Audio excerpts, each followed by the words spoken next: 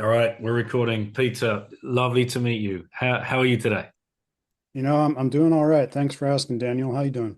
Very well, very well. And I've been very much looking forward to this conversation. And just to give you a little background, when we first connected on Twitter DMs, you did rightly point out that it would be very odd for you to come on to a Bitcoin kind of focused podcast. I mean, where the hell is the fit for that? I hope to be able to, you know, expose that to you as this interview unfolds. But about 18 months to 2 years ago, some very close friends of mine who I trust implicitly kept telling me, just keep looking up at the sky. Hmm. Like you will come to your own conclusion, but what's happening isn't a conspiracy. Something's at play. Can't tell you exactly what it is. We don't know exactly what it is, but something's up. And so I did. And that's, goodness me, led me down some incredible rabbit holes. Mhm. Finally finding your book. And for those that haven't read it, which is probably most who have listened to this show, Chemtrails Exposed. We have a copy right here by Peter That's the Kirby. collector's edition. Yeah, that's a collector's item now. This is what's coming out. That's not available anymore. This isn't available. No? That is not available anymore. That's the self-published edition. Wow. Wow. All Keep right. that locked So Yeah. up. Well, hang on one to day that. if we get to meet in person, I'll have you scroll in this and then you can Great. sign it for me. But I guess that kind of leads me into Lauren's question because once I started seeing it, I had to obviously expose this to my family and you know how that goes. And then your Yeah. friends. I know it all too well. All too well. So go ahead, Lauren. Why don't you fire off now? Why do people not want to believe in chemtrails? I mean, who wants to believe that we're being sprayed with toxic materials every single day? Who wants to believe that we're living in a world where people cannot reach their maximum potential because we're just constantly being assaulted by all these different things? I mean, chemtrails is probably the number one thing that's wrecking our world, but there's lots of the reason the chemtrails thing is so important is because you can't avoid it. You can't avoid it. I mean, you can if you have a ton of money. Like I have some stuff in my solutions chapter that things you can do to reduce your exposure, but you can't be on this planet without breathing in like these little particles, at least at some point somewhere. Even if you're in the most remote areas of the world, these little particles are still going to get to you. You probably won't be too affected by it if you're in one of the most remote areas of the world. It would probably have a negligible effect upon a human's body if you're in let's say you know uh, Antarctica or uh, I don't know Siberia. It happens mostly in industrialized areas. So yeah, it's it's you can't avoid it. Other things you can't avoid like fluoride. You can actually, but still, I mean, I can't avoid fluoride. They put it in my water, and I take showers. What am I supposed to do? I live in a condo complex. I'm supposed to get the condo complex to put like a whole complex filter on all the water coming into the building. I don't think so. But yeah, so that was why I got started on this.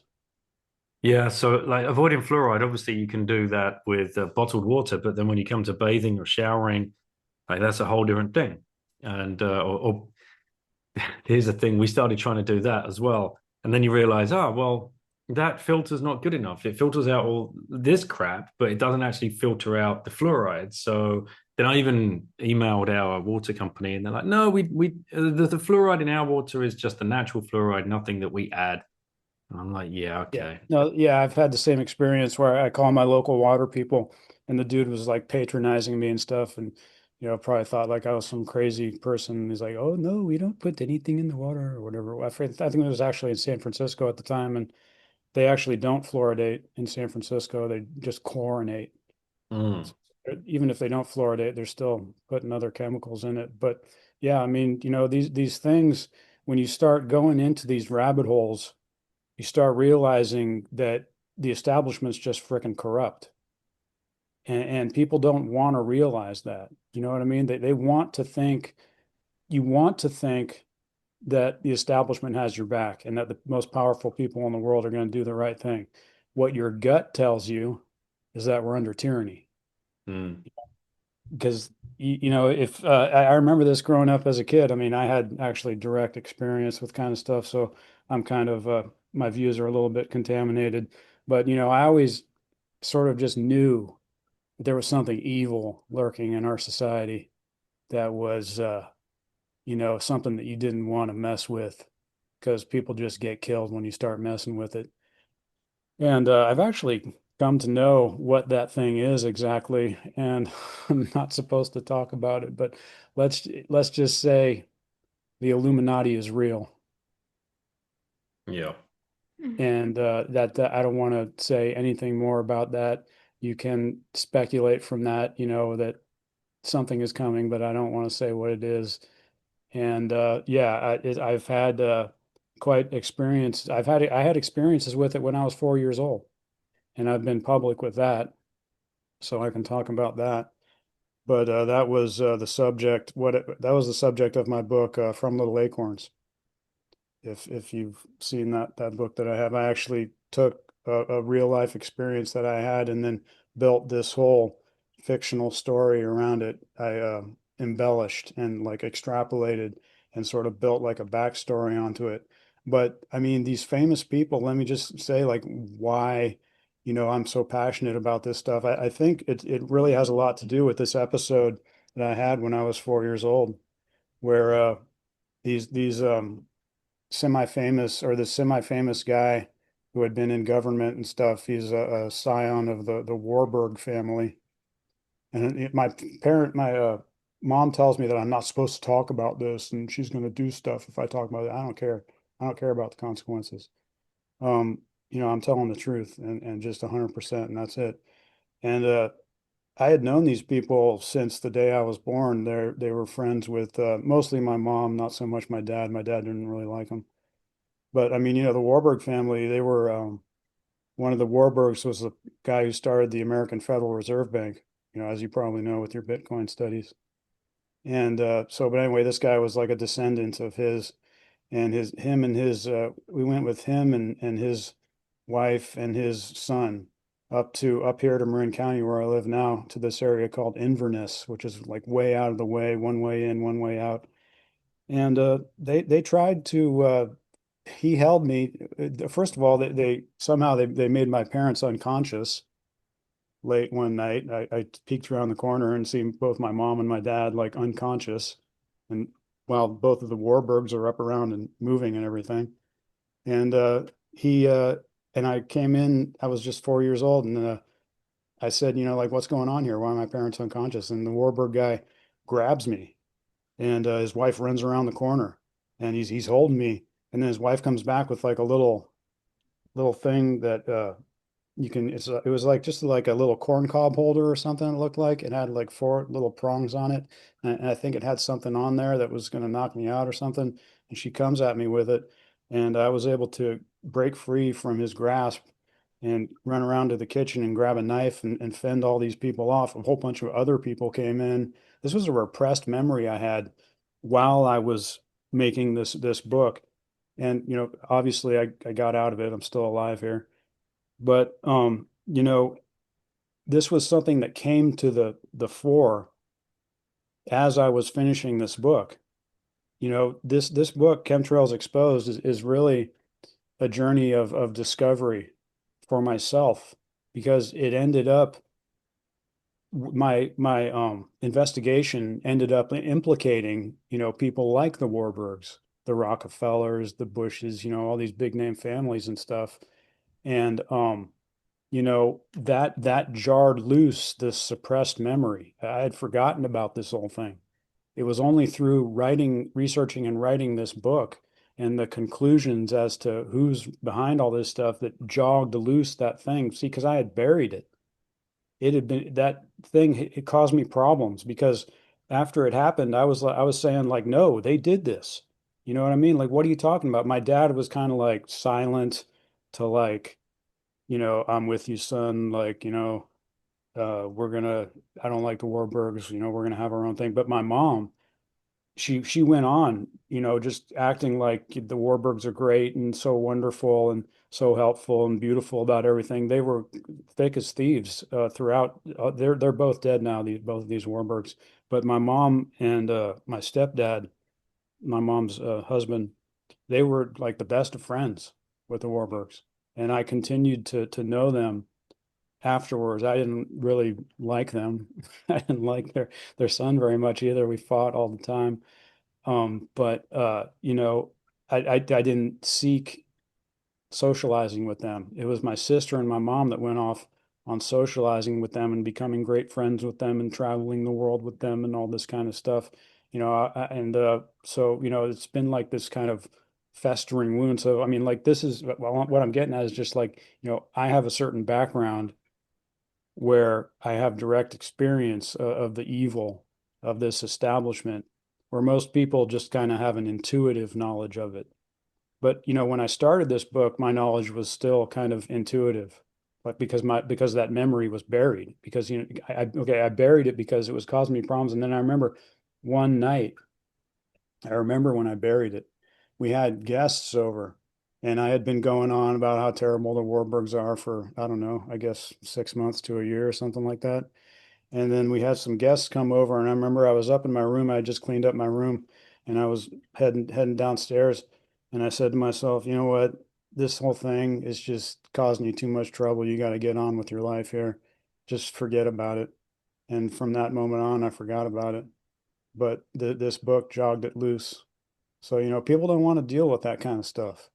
People, I mean, for me, having direct experience with it, it was more like, okay, I see what you're doing now. All right, it's on, I'm fighting you, and for other people, it's more like they have no idea like what it is exactly. They know there's something out there like lurking and evil, but they don't know what it is. I mean, you can't fight an enemy if you don't know who the enemy is and what it is. But through my reading, through my research and the writing of Chemtrails Exposed, as well as my continuing research, it's becoming very clear to me as to who this entity is. In the book, I go into the power behind the chemtrails and stuff like that. And those are the right families. Those are the families that are involved.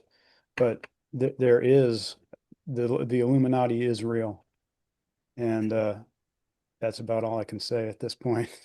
Yeah, I'd come to the same conclusions, going down the same kind of rabbit holes, but obviously not had that awful, personal experience. But for those that don't know, Paul Warburg, and yes, many would know in the Bitcoin space because, what they did.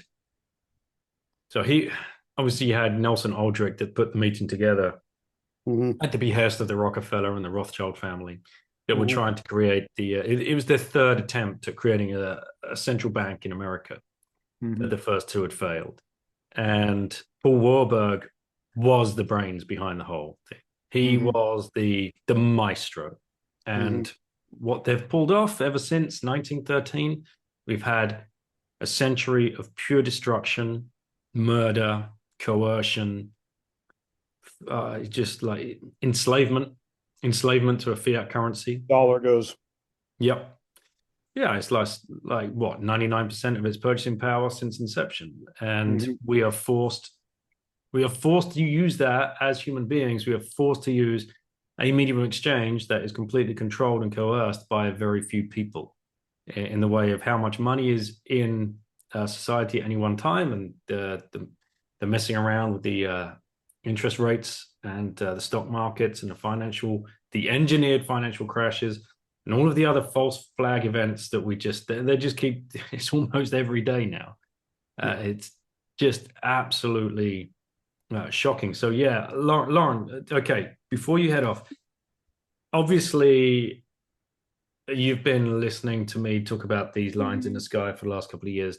When you talk about it with your friends, what kind of, or do you not? Do you just avoid it? Well, I explained it once and I tried to explain it really easy. Like, so I explained, like, yeah, so basically what they do is the airplanes, they let out something like a chemical that creates a fake cloud, and then that creates, well, basically fake, well, not fake rain, but it creates rain with chemicals in it that goes into our soil that cows eat, like from the grass, and then that we eat, and then like no. And they were like, fake clouds, like Lauren, it's a fake cloud. I'm like, yeah, it is. Like that's not. And they're like, oh, okay, Lauren. And I brought it up once, and I saw on how like they reacted, which was like I could tell that like at least two of their brains were like, that does I guess seem possible, but doesn't sound real. Yeah. And So, yeah. well, Peter, for the uninitiated, Well, let me ask Lauren. Lauren, have you read my book? No. Okay. Well, the not substance yet. no, that's all right. The substance that we're being sprayed with is called coal fly ash. Mm. And there's been 28 peer-reviewed journal published articles by a world famous PhD scientist supporting the assertion that this substance we're being sprayed with is coal fly ash. He's relying upon hard scientific data. He has the chemical signature of coal fly ash in every single environmental sample he's ever analyzed. And a simple way to get your friends thinking in the right direction is to say, you know, that's not the way water vapor behaves. They say that these lines in the sky that come out of jet airplanes, oh, it's just water vapor, don't worry about it. Well, that's not how water vapor behaves. If it was just water vapor, it would disappear very quickly. So you're actually not old enough to know. You've probably never seen an actual unadulterated contrail. They actually do happen. I saw them when I was a kid, and they're just tiny little tails on the plane that disappear very quickly. And we just basically don't see those anymore just because of all the stuff that they're doing. There's nothing unadulterated anymore, just sort of in general. But yeah, it's you say to them, if it was just a condensation trail, if it was just water vapor coming out of that plane, it would disappear very quickly. Instead, we're seeing this gigantic line coming out of this thing, often stretching from horizon to horizon, and it just kind of stays there and then spreads out and turns into cloud cover and stuff. That's the way particulate matter behaves. That's the way little tiny pieces of stuff behaves. That's the way dust behaves, not water vapor. So that's a good way to get them thinking. Yeah. The persistent lines, we see them and we look at them and they grid the sky and they do it at certain times of day. So we're in the southeast of the UK, Peter, and yeah, it's bad. It's the worst because like I wake up very early for school, and there's like a beautiful sunrise, and there's just like chemtrails in the way. It's like Yeah, they like to spray in the morning. They like to spray in the morning because that's when the sun comes up and the sun applies energy to the atmosphere. When that energy is applied to the atmosphere, it gets things moving. Like typically, generally at night, there's just less atmospheric activity because the energy is not being applied to that half of the earth at the time. So, they like to spray in the morning when the sun comes up and when the atmospheric action starts happening. And yeah, so that they generally spray in the morning and not so much in the afternoon. Yeah. So do you have any further questions? I do not know. I'll leave the rest to you, Daddy. Okay. All right. We can get into it then. Thank you so much for answering my questions. Sure, Lauren. All right, bye. Thank you. Bye. Yeah, so Peter, faced down lots of criticism for speaking up about this. Yeah, but the criticism has mostly been, I've been able to figure out that the criticism has mostly just been from the trolls. Just like there's, like apparently there's like these paid people who just, do nothing but troll people online, not only about chemtrails of different things. I think they're Satanists, like literal Satanists who have been, told to do this kind of stuff and are probably paid to do this. I think it's one of the big Satanist things to do these days. Well, we even in the UK, we have an army department, the 77th Brigade, which I don't know what clown uniform they put on to go into battle when they're just sitting in a dark room behind their screens, literally trolling trolling the people that pay their wages. It's anybody can go and check this out. Wired magazine did a piece about the 77th Brigade, and it came about with a whistleblower during COVID, how they were just ramping up, especially the anti-vax narrative, and divide and conquer, right? We all know this by now. If nobody's been paying attention, especially since like 2020, 2021, how we've all been split into different factions and how the algorithms are pushing certain things your way and other things another way. And it's all so disgusting. But what I loved about this book is I've not read a book, and I've read many, but I've not read a book that has at least 5 or 6 pages of references and citations after every single chapter. Like the receipts you've collected over the years of your research. I challenge anybody to, first of all, you've got to have the intellectual integrity to order the book and read it for yourself. You've got to put past your preconceived notions of you can't control the weather, bro, because you can. And they do, and they have been for decades. And I've been doing a series alongside the Bitcoin podcast, like a stolen science series, which has taken me down a lot of different rabbit holes. And when I first got into this one, I started finding, where was I pointed first? Like Wilhelm Reich, and learning about orgone energy and his work with the Cloudbusters. And then George Rischel and Dane Wigington, and then Matt Landman, and then you with this great big book that falls into my lap. And you just blow my mind because you can follow the money like no one else I've ever seen. And you understand. Yeah, you understand, Daniel. Yeah, inside out now. And I think probably what might interest the viewers the most is the motives. And you've got a whole chapter on the motives. One in particular really interested me, and it is about, well, the money. And it's always about the money. The weather derivatives. That one blew me away. And Enron, like, you're like, wait a minute, what? Like Enron were involved in this? Yeah. So do you want to take us on that little monetary journey and, and the families involved and the insurance companies, the reinsurance companies, and then people can start to understand, wow, the motive here is huge. Yeah, that's the financial markets that rise and fall with the weather. The weather derivatives is probably the most notable one. There's also the catastrophe reinsurance market, which is actually bigger. That's for the big events like earthquakes and tornadoes and hurricanes and things like that. Things that can be engineered by the New Manhattan Project as well. But yeah, the weather derivatives thing, what I find, of course, that's the Bush family, that's Enron. I go on and on about it for quite a few pages. But what I find the most interesting about that whole thing is how the roots of it all are in weather modification, which is in the book. The work of that University of Missouri professor McQuigg, and how he developed some of the terminology that they use to this day in the weather derivatives market. He developed it back in like the late 60s and stuff. And in his papers, he wrote how, well, if we can raise temperatures by this much or lower temperatures by this much, we can expect this much of a change in energy usage.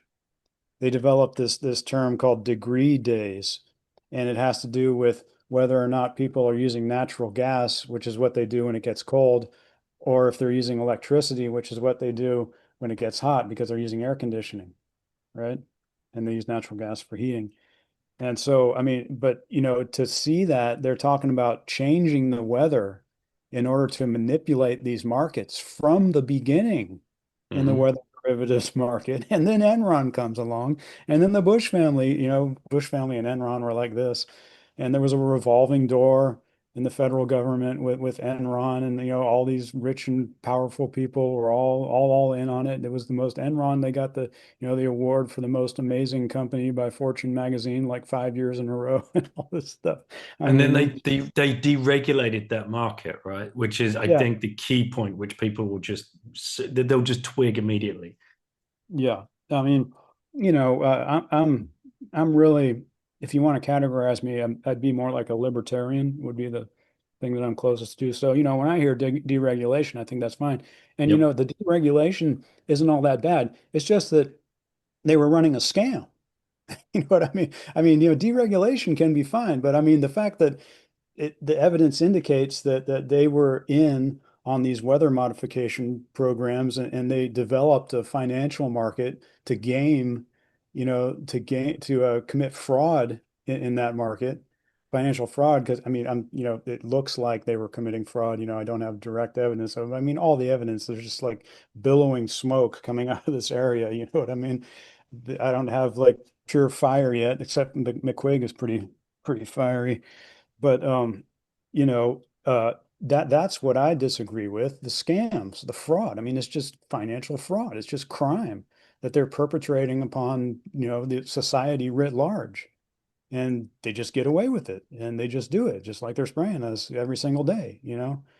And yeah, so there's that whole thing, the whole motives chapter. I mean, yeah, that's what I get from the most logically thinking people who are exposed to my work. They're like, well, why would somebody want to do this? It wasn't the first thing well, it actually kind of was. Because when I first heard about the chemtrail thing, I thought to myself, well, why would anybody do that? That doesn't make any sense. You know what I mean? So that's the question that I get asked, I guess, off the top most often. Because I thought, that doesn't make any sense. I mean, I understand that rich and powerful people basically own everything. So why would they want to employ planes to come out and spray stuff all over everything and just ruin everything? Didn't make any sense to me at all. So yeah, I mean, I guess, it is very, very logical. I guess I have a logical mind after all. Yeah. That is one of the biggest ones, right? So, well, why would they spray themselves? Like, who? First of all, who are they? And if they're doing it, why would they spray themselves? And you're up against all of the planted conspiracy theories as well, right? Like silly things like, oh yeah, it's the aliens spraying stuff on us to, Well, down engineer, there's a lot of confusion about what's going on out there, and people say a lot of crazy things, but I think that most of the reason why people don't understand what's going on here is because, first of all, my book has been suppressed. Big tech has done a great job there. And, second of all the disinformation. I mean, there are paid people who are paid.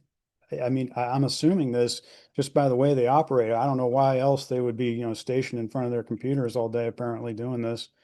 I mean, you were talking about the military brigade that does this. I mean, there's obviously people that are paid to be disinformation trolls out there. They've done a good job at creating confusion. I mean, even people who are in this movement, first of all, they haven't heard of my book. They haven't read my book, and they seem to like not really understand what's going on. They understand that we're being sprayed, but that's about it. And they seem to like conflate. They're always conflate people in this movement. God bless them. I'm here to clear this up. But people in our movement conflate chemtrails and the conventional cloud seeding industry. These are two separate things. They're spraying us with different substances. It's completely different. In the conventional cloud seeding business, they're just spraying things out of planes into clouds, usually to make it rain, sometimes to suppress hail, sometimes to suppress lightning. They spray silver iodide, and it's done on like a localized, more regionalized basis. It's been going on since 1947. There's government agencies involved in all this kind of stuff. The chemtrails thing is global. They're spraying us with coal fly ash, and they're using electromagnetic energy once the coal fly ash is in the air. So, we have to start really understanding what's going on here instead of just, saying, oh, they're spraying us, and then like providing like no evidence for that assertion. You know what I mean? I got like 600 pages of evidence right here. yeah. And so coal fly ash, let's do it because there's another motive here. And I think people will be open to the idea that the way these people work, these huge conglomerates, corporations, multinational companies, call them whatever you like. They get into big business. There's always a byproduct. And the best thing you can do with that byproduct is find a market for it. Mhm. So, do you want to talk us through what coal fly ash is from the very beginning? Well, yeah, it's a industrial waste byproduct of the coal-fired power plant industry. And it's been generated by not only coal-fired power plants, but any burning of coal since, the Industrial Revolution.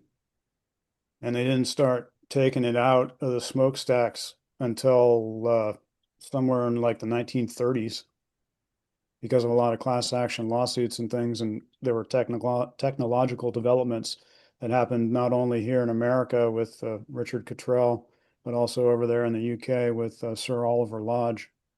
Both of those guys worked on what are known today as electrostatic precipitators.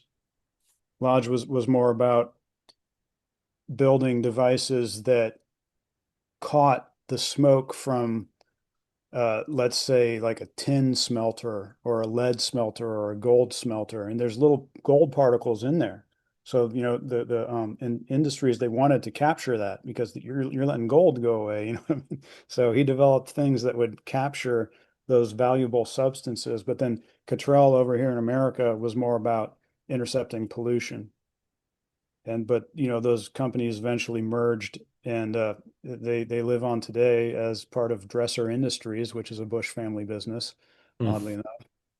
So it goes on and on with the Bush family. But yeah, I mean, they've been sequestering it with these in one way or another, usually by these electrostatic precipitators, also known as scrubbers.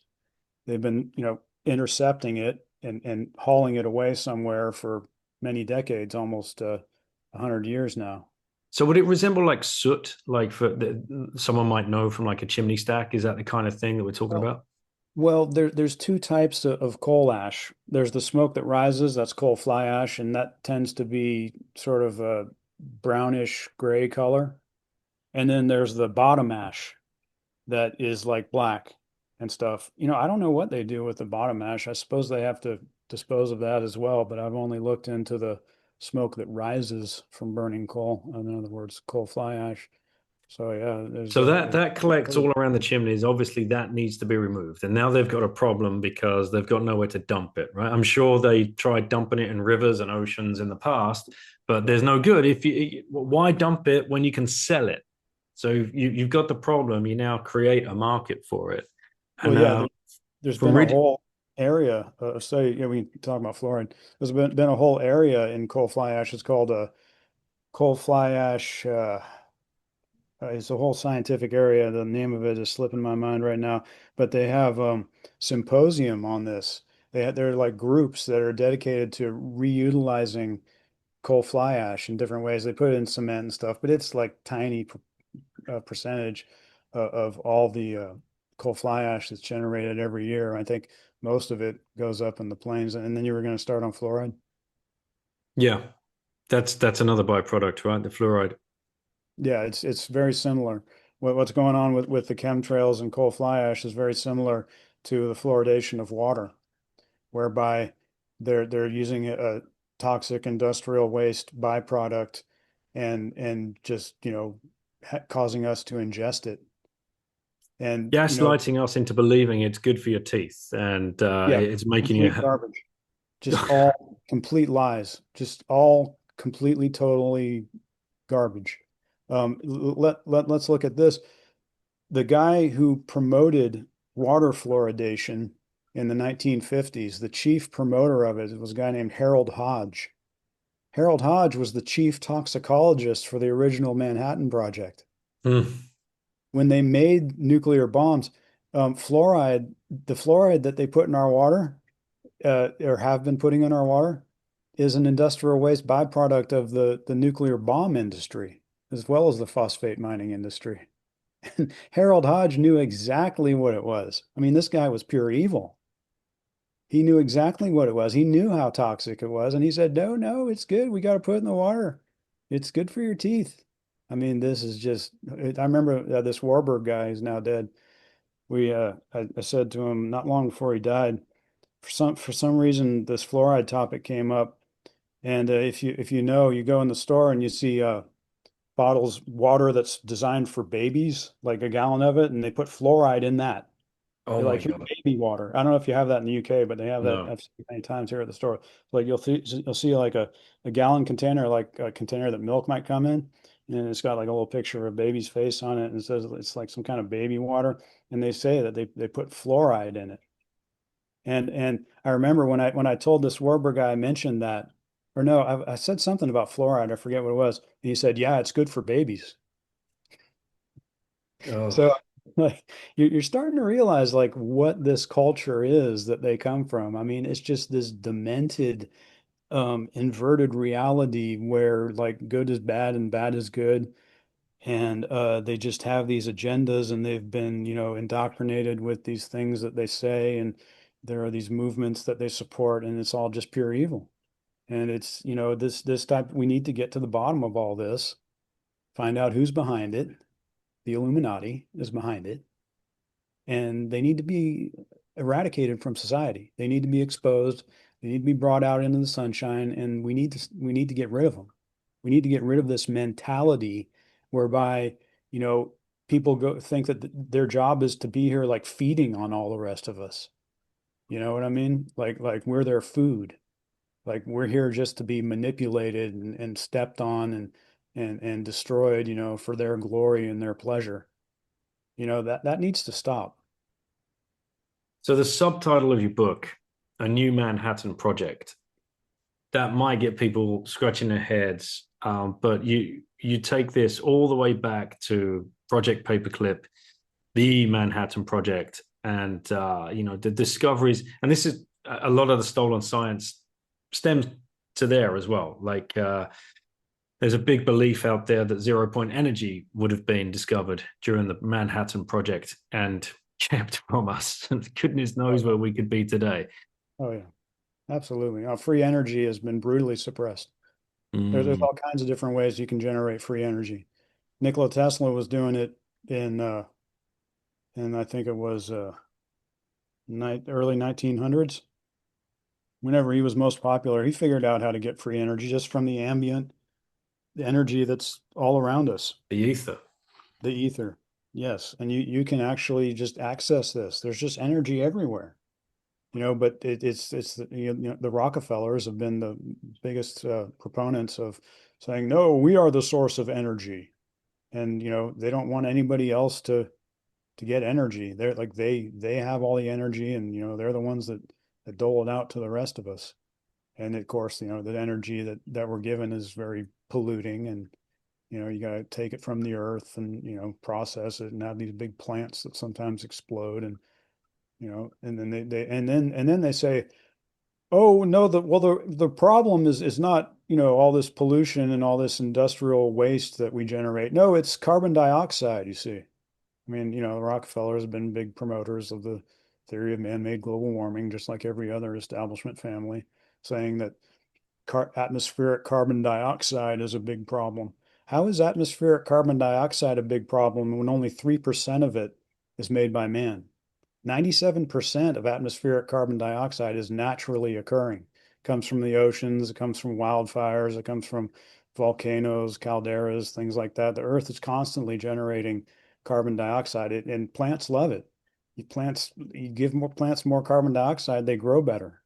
I mean, period. And then they say, oh, well, the Earth's going to warm if there's more carbon dioxide. Well, you know what? You look back in history, and periods where the Earth has experienced elevated temperatures are associated not with death and destruction, actually, if you can believe it. They're actually associated with more life on this planet. When we get more sunlight and temperatures rise, there's actually more life on the planet, not less. I mean, I talk like that sometimes because it's like, trying to like convince people of this, you got to talk to them like they're a 2-year-old, apparently. I mean, they're never going to learn. They've been people who I call global warming environmentalists.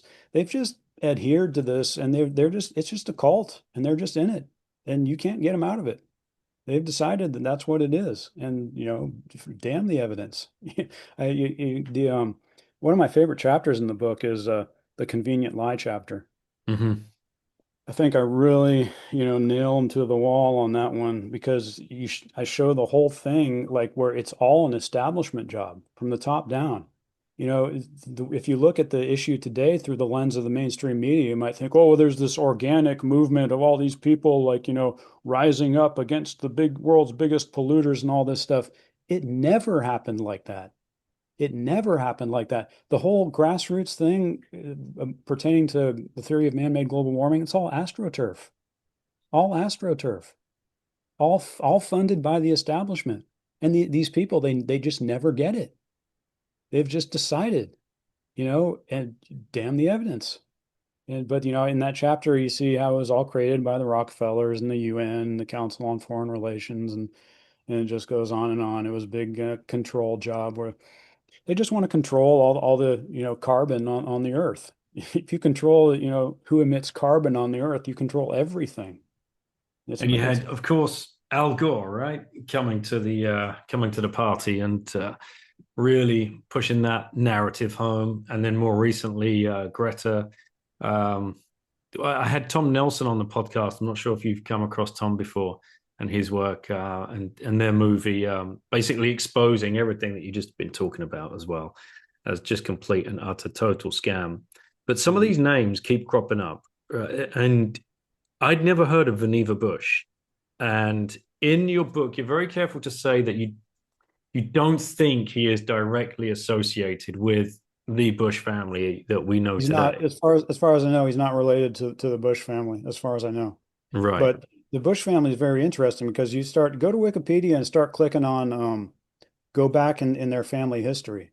Like find George H.W. Bush's daddy, who was Prescott Bush, and then find out who his daddy was, and then who his daddy was. I mean, they've been running this type of like war industry kind of stuff for hundreds of years. It's quite amazing. Now let's bring in HAARP, because people may have heard of HAARP, HAARP, and I always forget it's high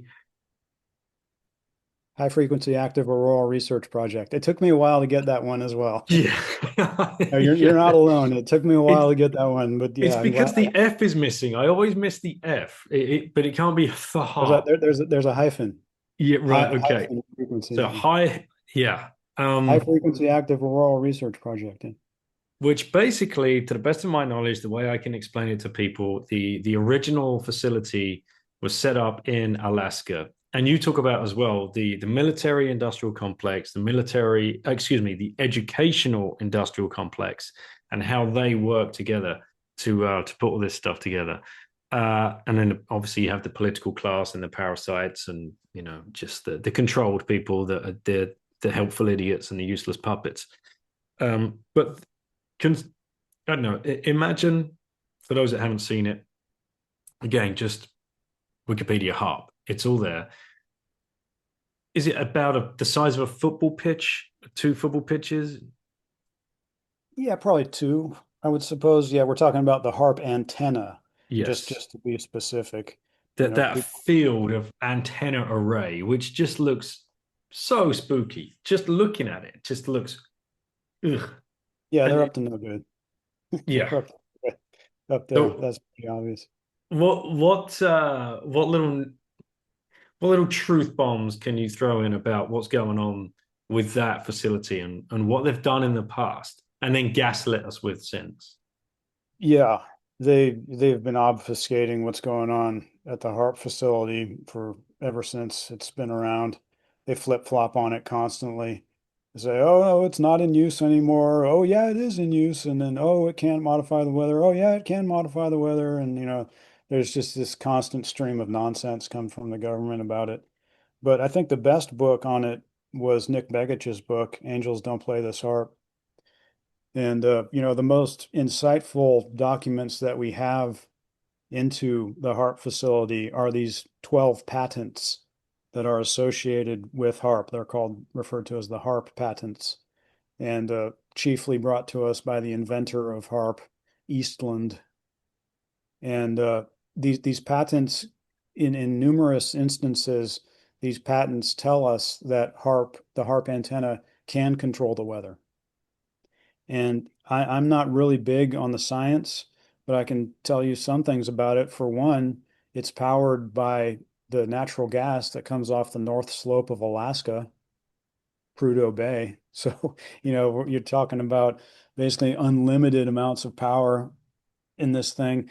And then from the HARP patents, you can discern a few ways that HARP can control the weather. One is that it can heat up particles in the atmosphere with what's known as their resonant frequency. If you hit a atmospheric particle with what's known as the resonant frequency of that particle, the resonant frequency is different for all particles.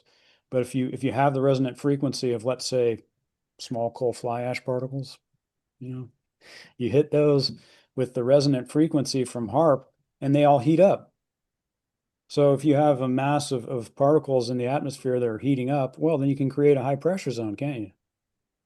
Not only that, but the Welsbach effect is in play here as well, where that energy that's where those particles are heating up, it'll spread out to all other areas that are not even being hit by the electromagnetic energy, such as the mantle of a gas lantern.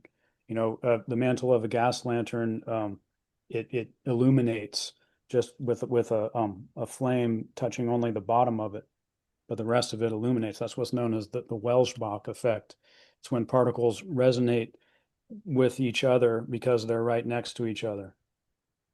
So in the original gas lamps that they would have been lighting in the street, for example, just a tiny little flame in an encased glass that slowly heats up all of the particulate matter that's trapped in there, which well, we're talking about a gas lantern that has a mantle.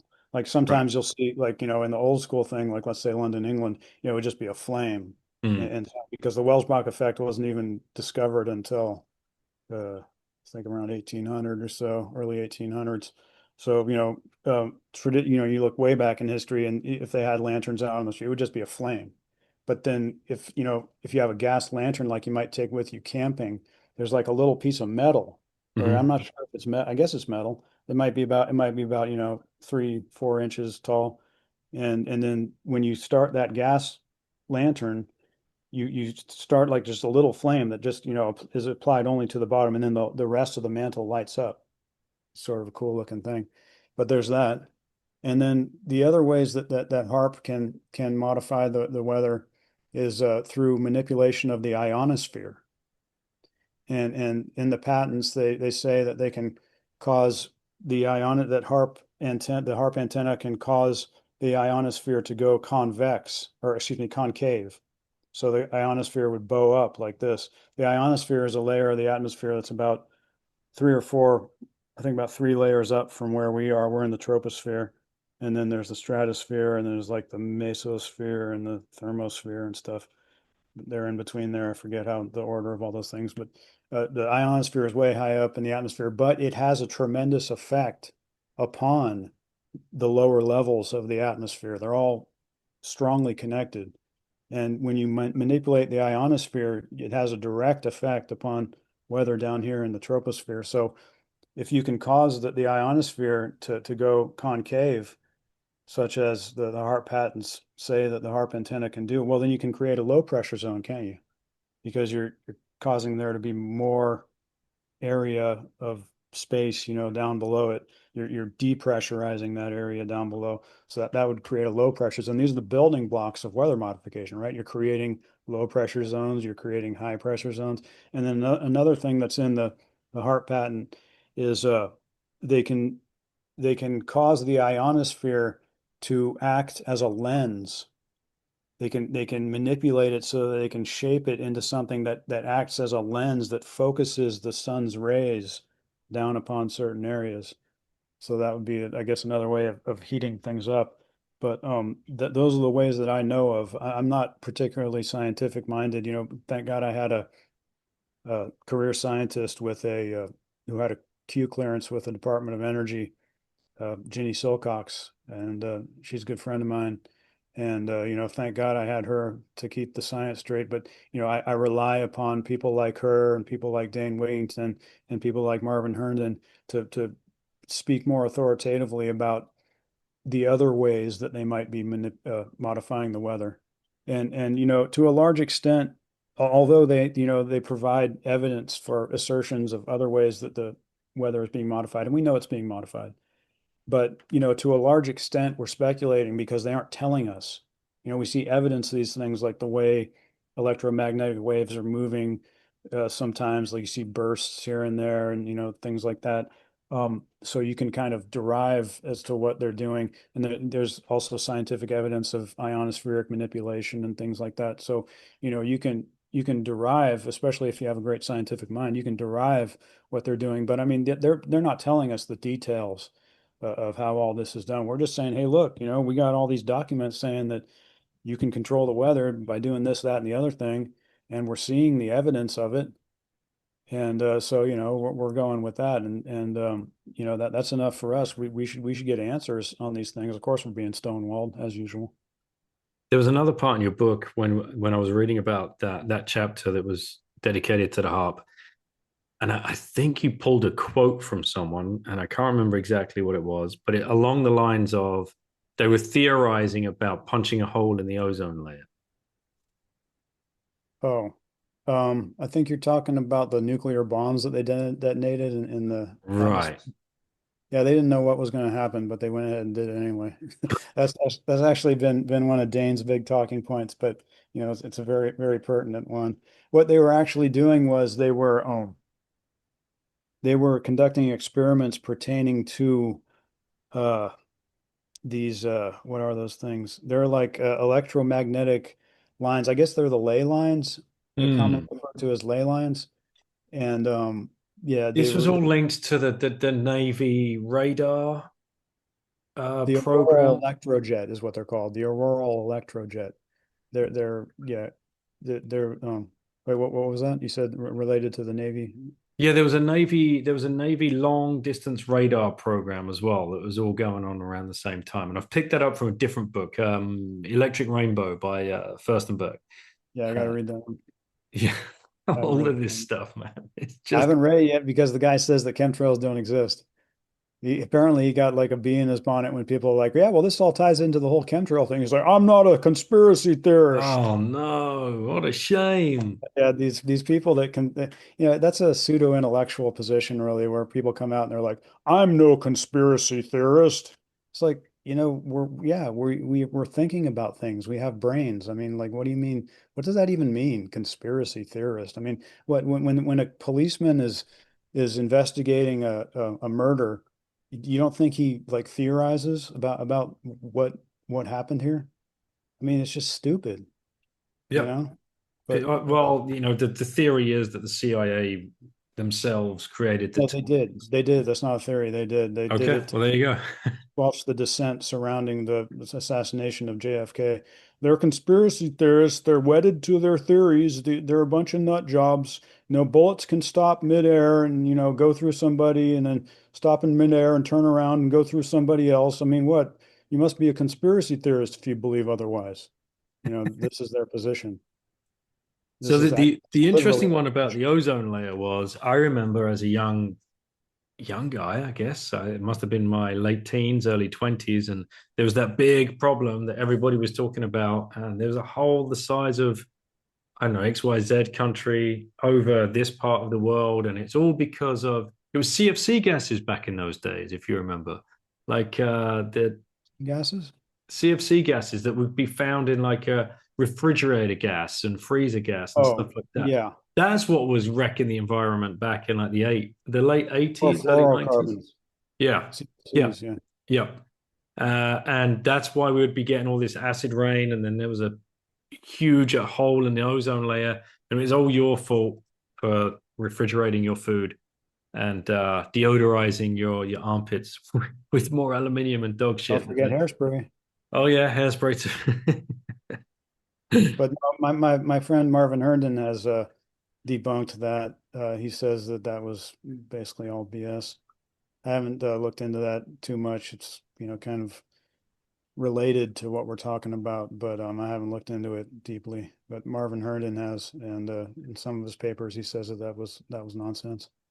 So I don't know if you've been following what's been going on over here in the UK, but recently there was a petition that was sent into the government, and believe in these petitions or not, whether they have any kind of sway, it was to ban all forms of geoengineering. And it reached a certain amount that they had to discuss it on the floor in Parliament. And on the floor in Parliament, they said, no, we've got nothing to do with it. However, there is this government funded body, which would be the equivalent to DARPA, which is called ARIA over here, which is headed up by Dominic Cummings, who was given goodness knows how much money, £800 million, I think. People can go and fact check that. And apparently they've got $60 million put aside to run geoengineering projects in our skies. So they're admitting it.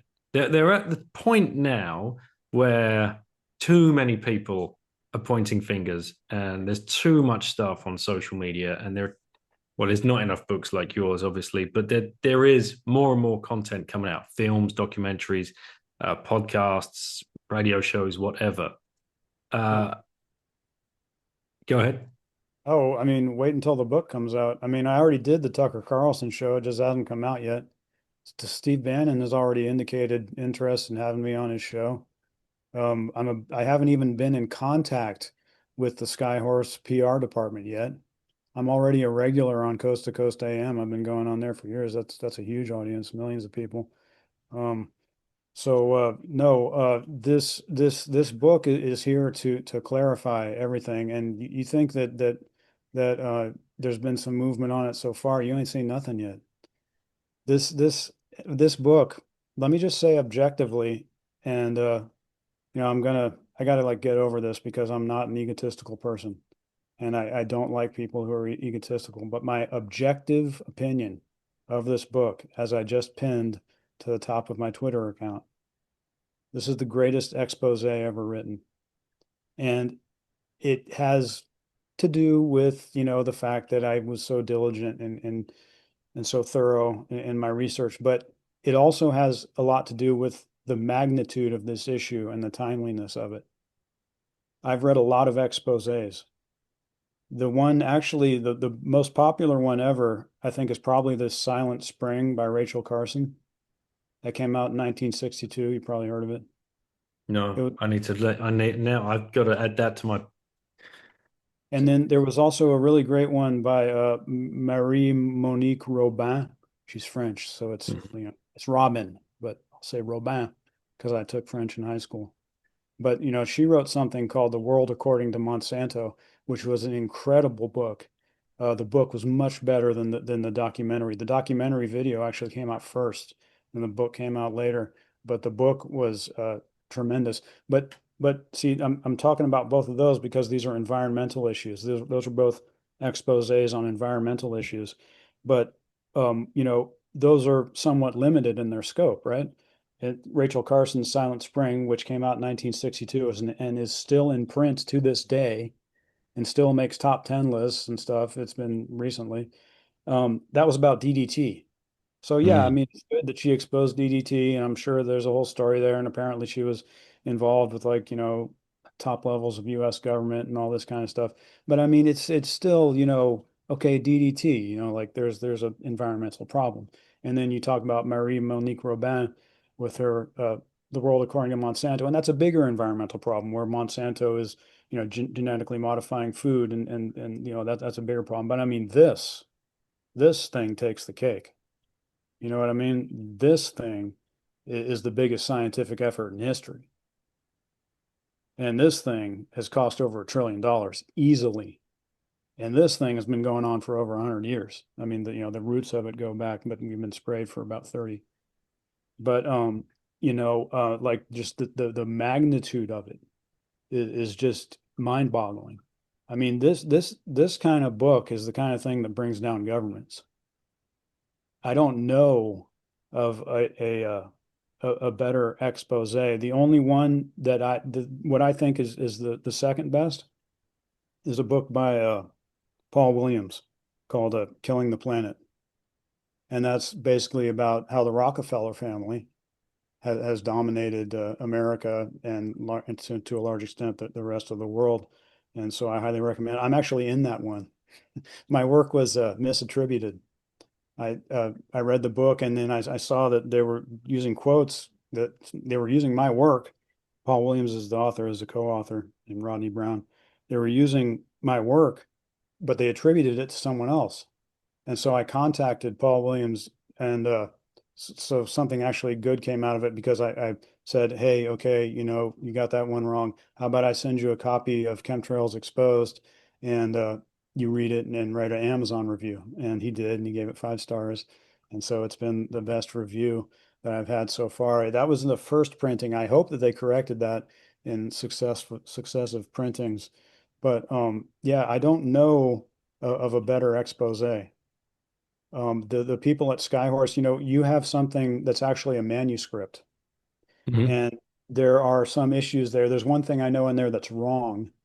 There was a section about the head of Hughes Aircraft, a guy by the name of Pat Hyland, and there's a picture of the cover of his book called Call Me Pat, and he's lighting the mantle of a gas lantern, and that whole section actually was wrong. I had to take that out. And then I switched things around, but then Skyhorse comes in with their copy editor, and they've just polished it all up.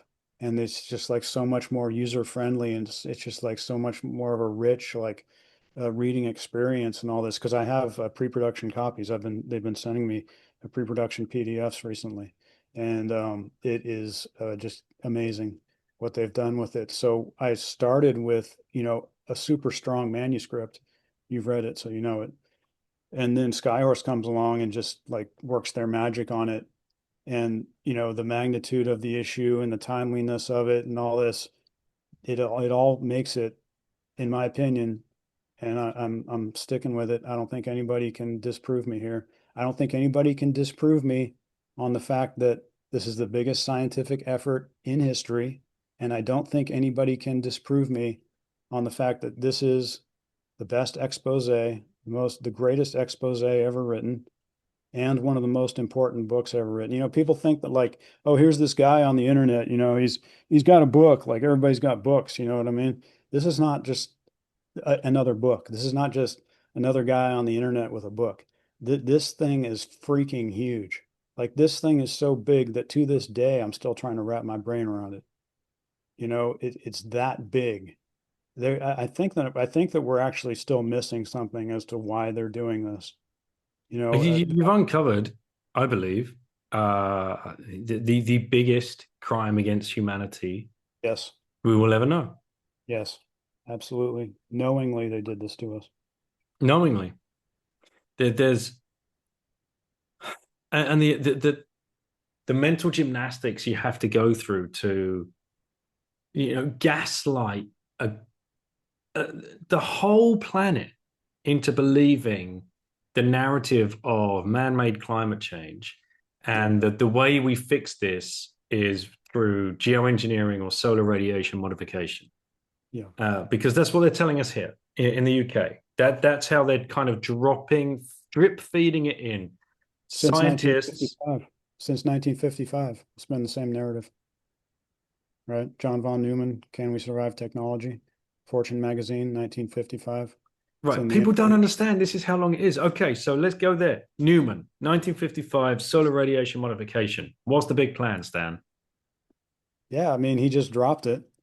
He's probably the most revered American scientist ever.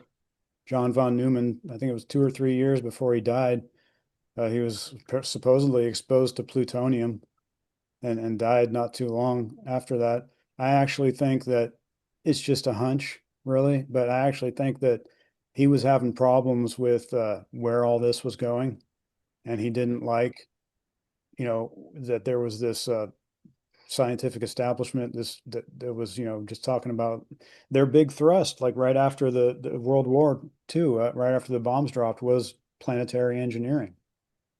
And that brings up, in other words, geophysical warfare. And Mm-hmm. that brings up a whole set of other things, because you can just do stuff to other nations and then just say, oh, sorry, that hurricane hit you, it was an act of God. I mean, there's no way that we could have done it. I mean, what are you talking about? You can't control the weather. Mm-hmm. It's very And easy here's some aid money to to, help you guys out. Oh yeah, they've been running those scams for a long time. But so I think that they rubbed out John von Neumann. It's just a hunch because he didn't like what was going on. But anyway, just a few years before he died, there was this article that came out in Fortune magazine, which was a huge publication at the time. It was one of the top publications in the nation, one of the most widely read publications, one of Henry Luce's big publications. If you know who Henry Luce was, the founder of Time magazine. Oh yeah, this guy was a real piece of work. I read a biography about him. Not a nice man at all. Hmm. But yeah, so his top two publications were Time and Fortune magazine. I think the Life came in later. People know Time Life Corporation, whatever. That I think that actually happened a little later. It was Luce that came up with Time and Fortune magazine, and this was what he was running in 1955. But there was this article called "Can We Survive Technology" in Fortune magazine in 1955, and it had John von Neumann's name on it. Some people say Neumann, some people say Newman. I think we know who we're talking about. But in that article, they state von Neumann, his name is on it. He states the theory of man-made global warming and the SRM geoengineering thesis. Hmm. So he gives us the problem and the solution right there. And then 2 years later, you have Sputnik, right? And the space race begins. And, all of a sudden we're talking about what's going on in the atmosphere. And, we have to develop a space program. We have to, basically control the atmosphere, right? Just as they're talking about with SRM geoengineering and things. So, this is, and then there was a series of publications after that did the same thing. Basically, I've outlined them all in the book where they state the theory of man-made global warming, and then they postulate about the SRM geoengineering thesis.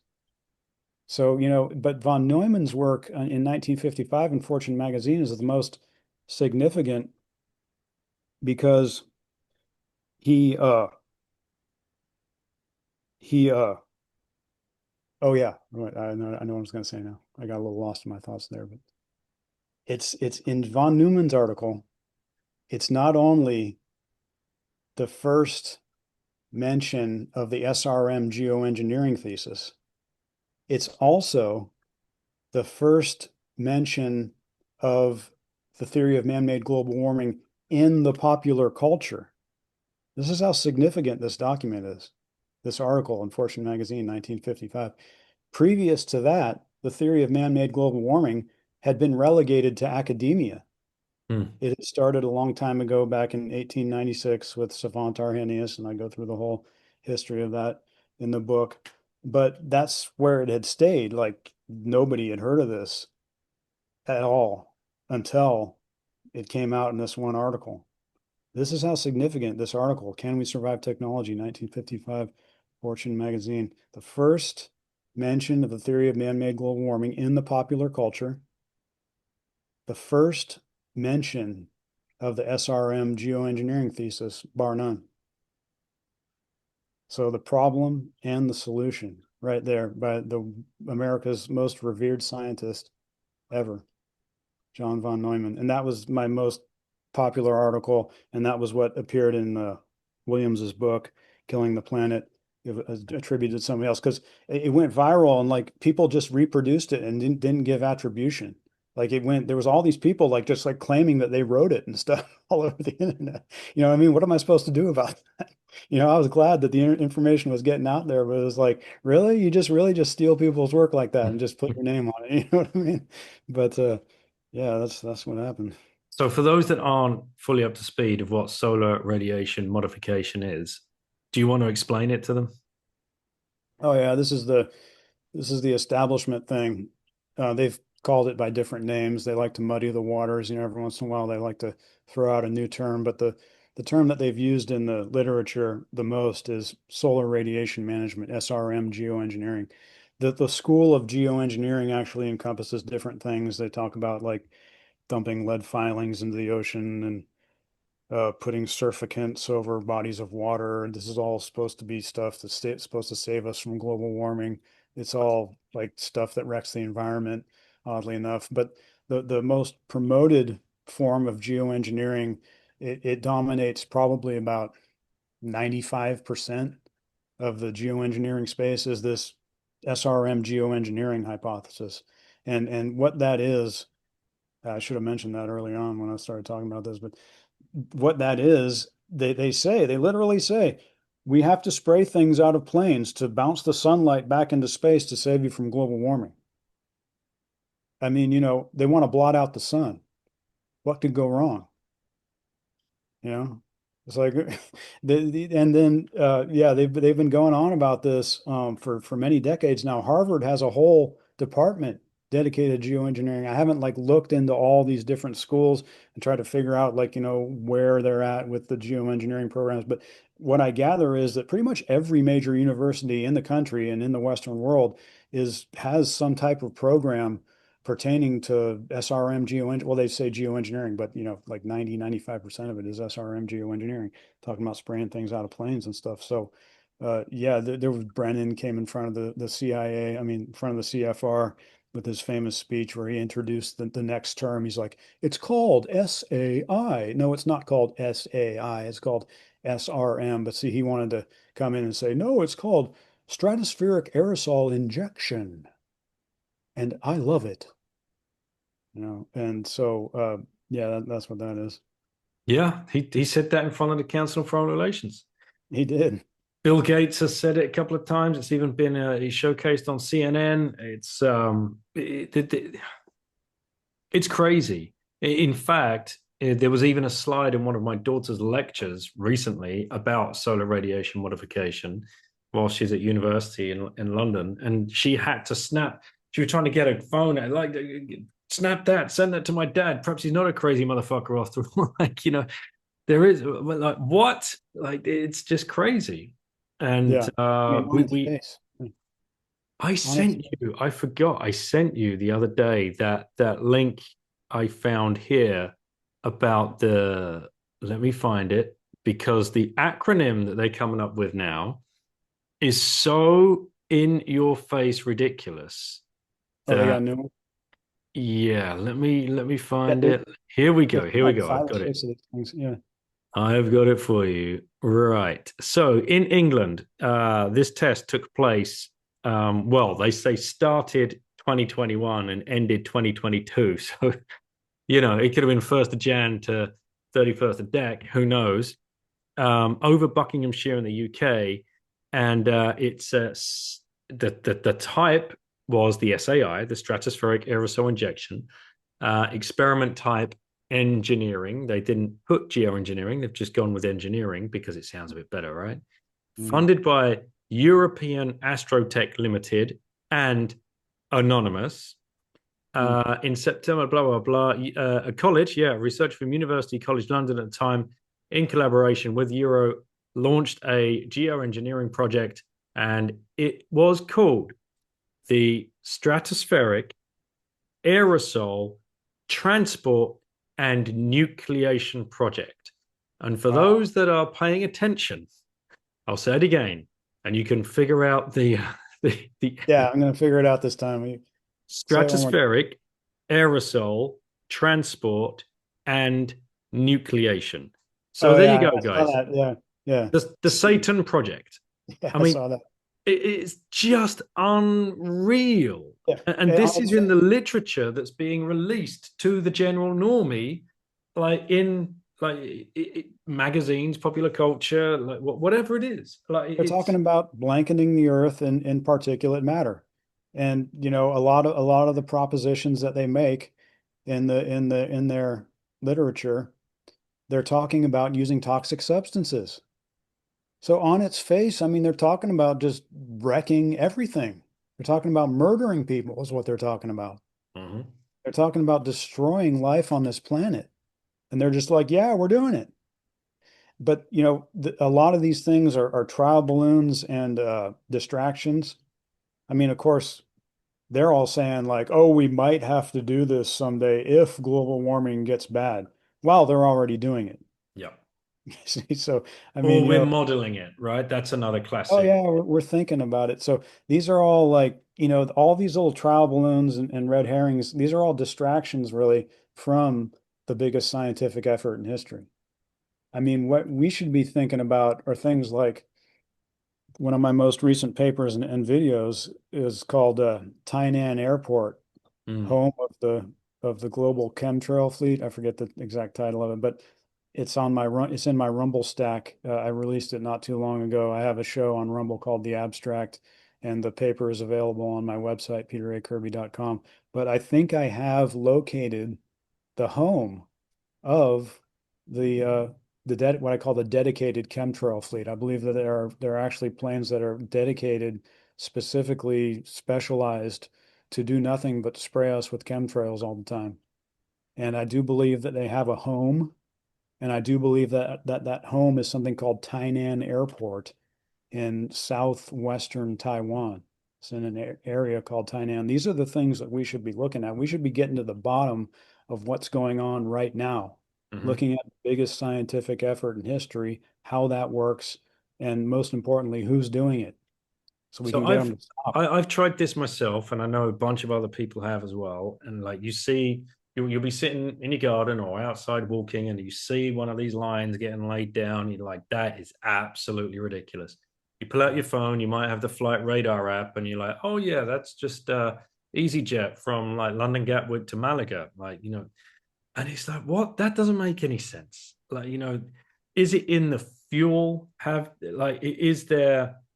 I kind of got down the rabbit hole of fuel subsidies, and especially with there's a huge grift at the moment with what do they call it? Oh God, the special fuel, the sustainable fuel, sustainable Uh, aviation fuel, SAF. yeah. There's billions of dollars tied up in this industry, and I'm thinking, are they using that as a red herring to just get this stuff in to jet fuel in some way? Like, have you gone down that rabbit hole? Yeah, I mean, I provide actually quite a bit of evidence in the book for the assertion that jet fuels are being spiked with particulate matter. There's quite a bit of documentation supporting that thesis or that assertion. But I think I think there's more evidence for them payload spraying, Mm. for there being just like stuff, chemtrail spray, coal fly ash inside the plane, like big tanks of it somewhere. And then the spray nozzles are just activated because I mean we've seen plenty of videos of uh, chemtrails coming out of areas of the plane that don't have an engine, like the tail of a plane. Yeah. And so that, if there's a spray nozzle there and they're payload spraying, well, then that would make sense. And then also like the amount of material that we see. You can't like just spike jet fuel and have that much stuff coming out of a plane. I mean, there's a massive amounts of material sometimes coming out of, EasyJet or United or whatever it is. Yeah, So so people they'll just cry. They're like, oh yeah, but what? They're just going to make the planes with these secret tanks in there, and nobody's. I'm like, well, who are the plane companies? They're Airbus and Boeing, like they're there's only military two of them. companies. Only two of them. I mean, it wouldn't be all that hard to control. I mean, Boeing Yeah. basically works for the federal government here. I Hmm. mean, they've been tied at the hip with the American military establishment for as long as they've been around. They're going to absolutely do what the customer or the agency or whoever And it is. nobody can work out the math of a budget airline, how they're staying in the air. Nobody can figure out how I can fly to Spain for £15, but if I want to get the train 1 hour up the track to London, it's 45. Oh yeah, they might as well be like government run companies. I mean, from what I gather, I haven't actually done a deep dive into this, but from what I gather, I mean, the regulations and the government involvement in the activities of airlines and airports and stuff. I mean, they might as well be government run, as far as I can tell. These are not like independent companies where there's like free market capitalism being practiced and stuff. I mean, this is Mm. all super highly regulated and yeah, this is they could do this. They could build the tanks into the new planes. They could have the old planes modified. I've outlined a certain specific location in Greenville, Texas, called Majors Field. I did a piece on that in my Rumble stack as well, the abstract on Rumble. It's called The Secrets of Majors Field. And facility is a prime candidate for one that would be modifying large jet aircraft to participate in what I call the New Manhattan Project. In other words, installing tanks and spraying nozzles and things on it. You remember there was a back, I think it was about 20 years ago now, where there was a time where the airlines started charging for checked luggage. Yeah. They do So, that all the time here. they weren't doing that before about 20 years ago. They would just Mm. let you put luggage on for free. Now, if all of a sudden they don't have space to hold everybody's luggage down there, they might want to start charging, right? If they have to install tanks of chemtrail spray that take up more space in the cargo hold or around the cargo hold of a passenger jet aircraft, well, then, to discourage people from checking baggage, all you got to do is charge for it, right? And so, that would make it so that there would be space available for chemtrail spray in the belly of these aircrafts. And then we have to think about, if we're thinking logically about this, because this is one thing, is like, but there's too many engineers involved and pilots, obviously. But I don't believe the pilots even know. I don't think the pilots They are don't know aware. anything. They don't know anything. I mean, they can whistle blow. Like we've had a lot of whistleblower pilots who have said, that's not the way it's supposed to be. Planes aren't supposed to be leaving these long trails that just linger in the sky. I consider them whistleblowers. There's been no shortage of them, but I think most pilots have absolutely no idea what's going on, and that these things are activated remotely. I mean, what is the pilot going to decide like, oh, I think we need to spray here because, this is going to help us out in the global weather modification project. He's trying to fly the plane. He's not trying to run the global weather modification project. You know what I mean? These things can be activated remotely. I mean, planes can be flown remotely. Mm. Jumbo jets, all jumbo jets in the sky today can be flown remotely as drones. This has been well established that these types of technologies go way back. The That's the first drone, fly-by-wire technology, isn't it? That was exposed by one of the pilots during the 9/11. I'm not familiar with that Yeah, specifically. but basically everything you're just saying is like somebody, like, it's like autopilot on crack. Somebody can like control it from. Well, they don't even really need pilots. I mean, like, I don't even know why they have pilots anymore. I mean, they could just fly these things. I mean, this is all based on something called inertial guidance systems. Inertial guidance was developed for missiles as well as planes back in like 1950s, 1960s. I mean, the first remotely or the first drone aircraft was used in World War One. It's called the Bug. It's in my book. They were using remotely controlled aircraft for target practice. The American Air Force was in 1947. You know what I mean? Like this is like basic stuff, because it seems like a lot. Someone think, oh, a jumbo jet can't fly by itself by remote control. What, are you kidding me? I mean, this is just the evidence for it is just there's no shortage of it at all.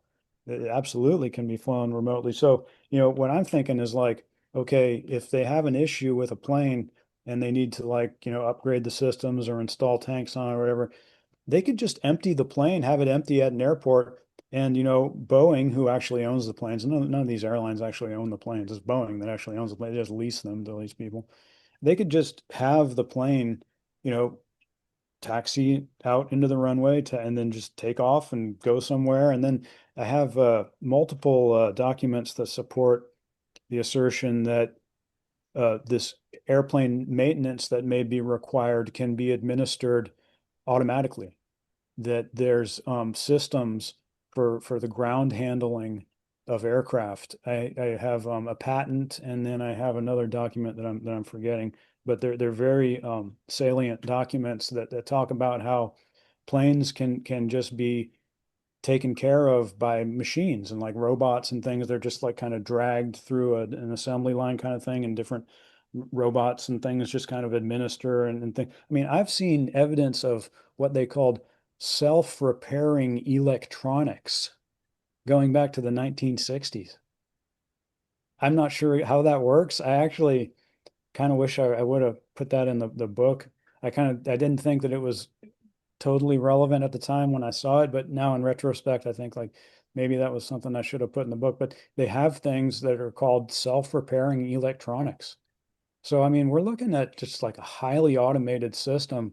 And this is why I assert that this whole thing is probably run by like quantum AI supercomputers, and humans probably have very little to do with it. I mean, the scope of it is so huge and it's always so changing and it's so complex that I don't think humans could do it.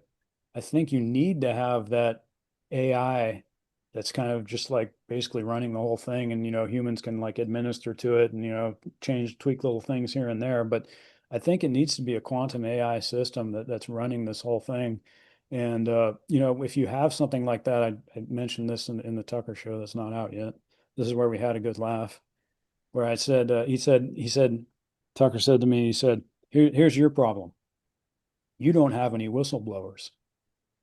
I said, I didn't really want to go into the more esoteric things, but I said, okay, Tucker, here's what I'm thinking.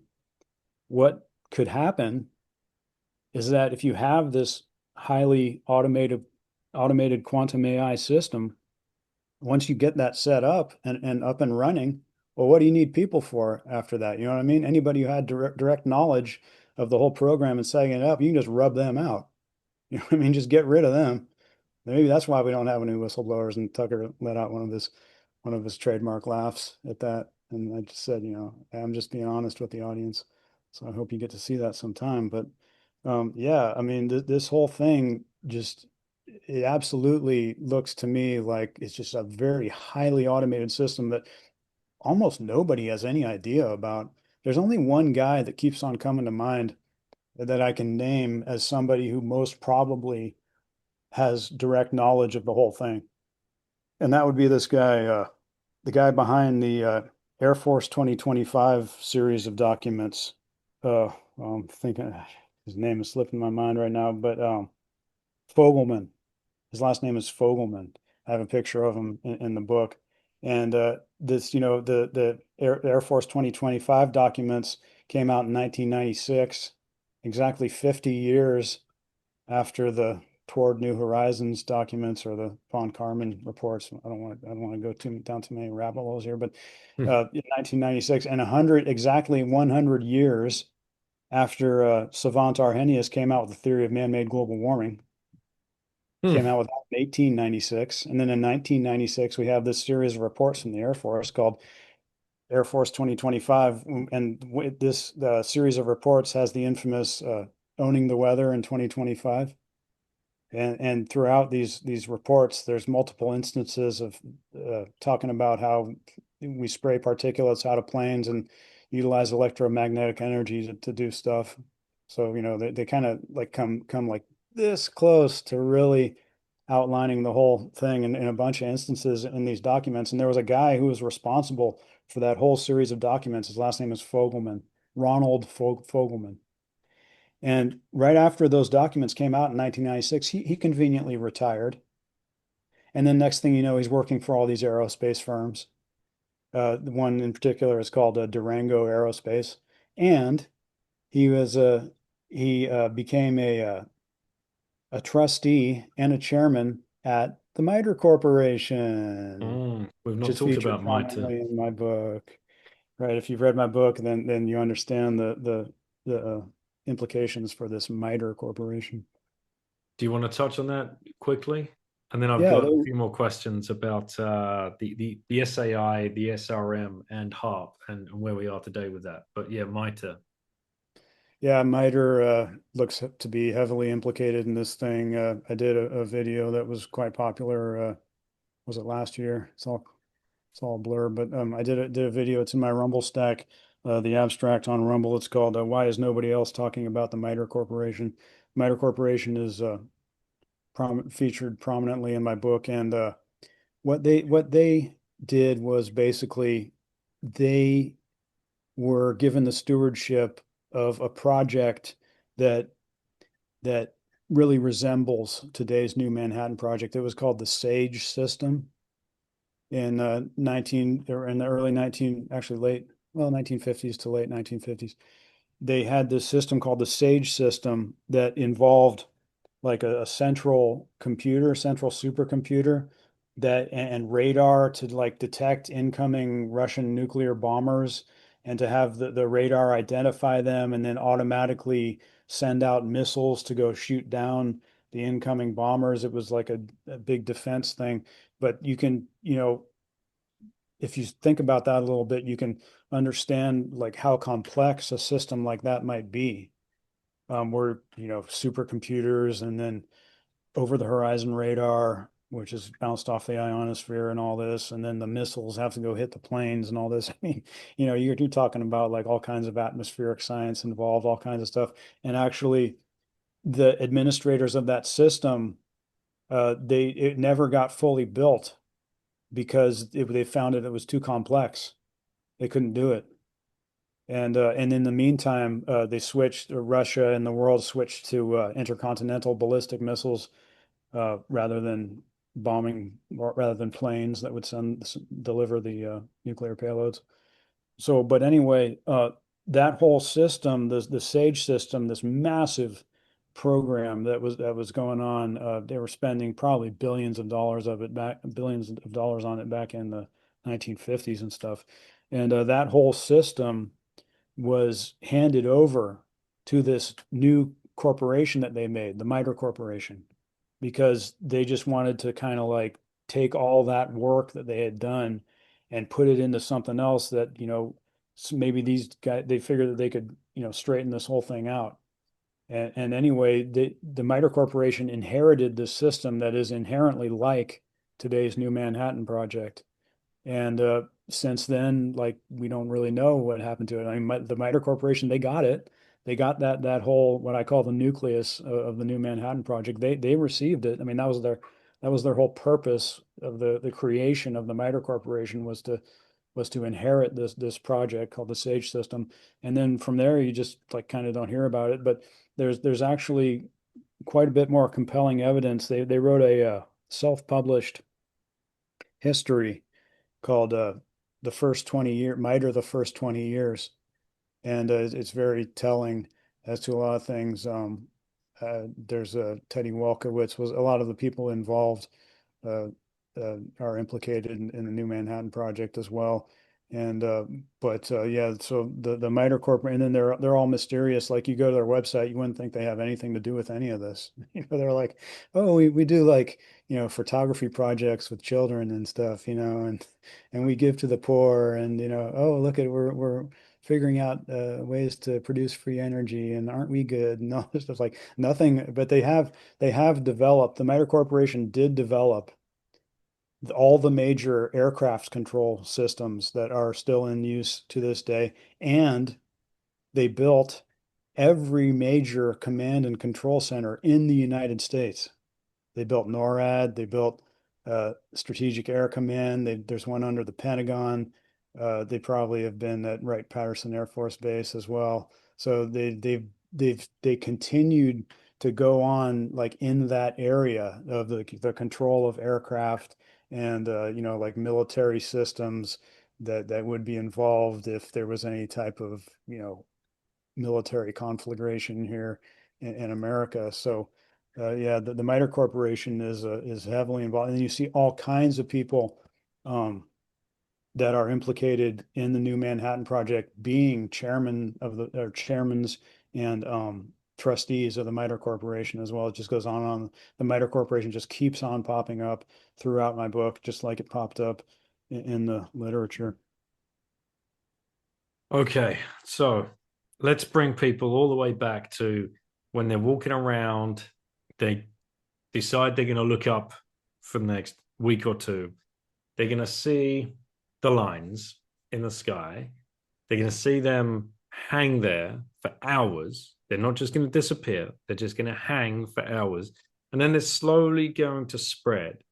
And they're all going to amalgamate into one. And what's going to happen is just you're going to suddenly realize, wait a minute.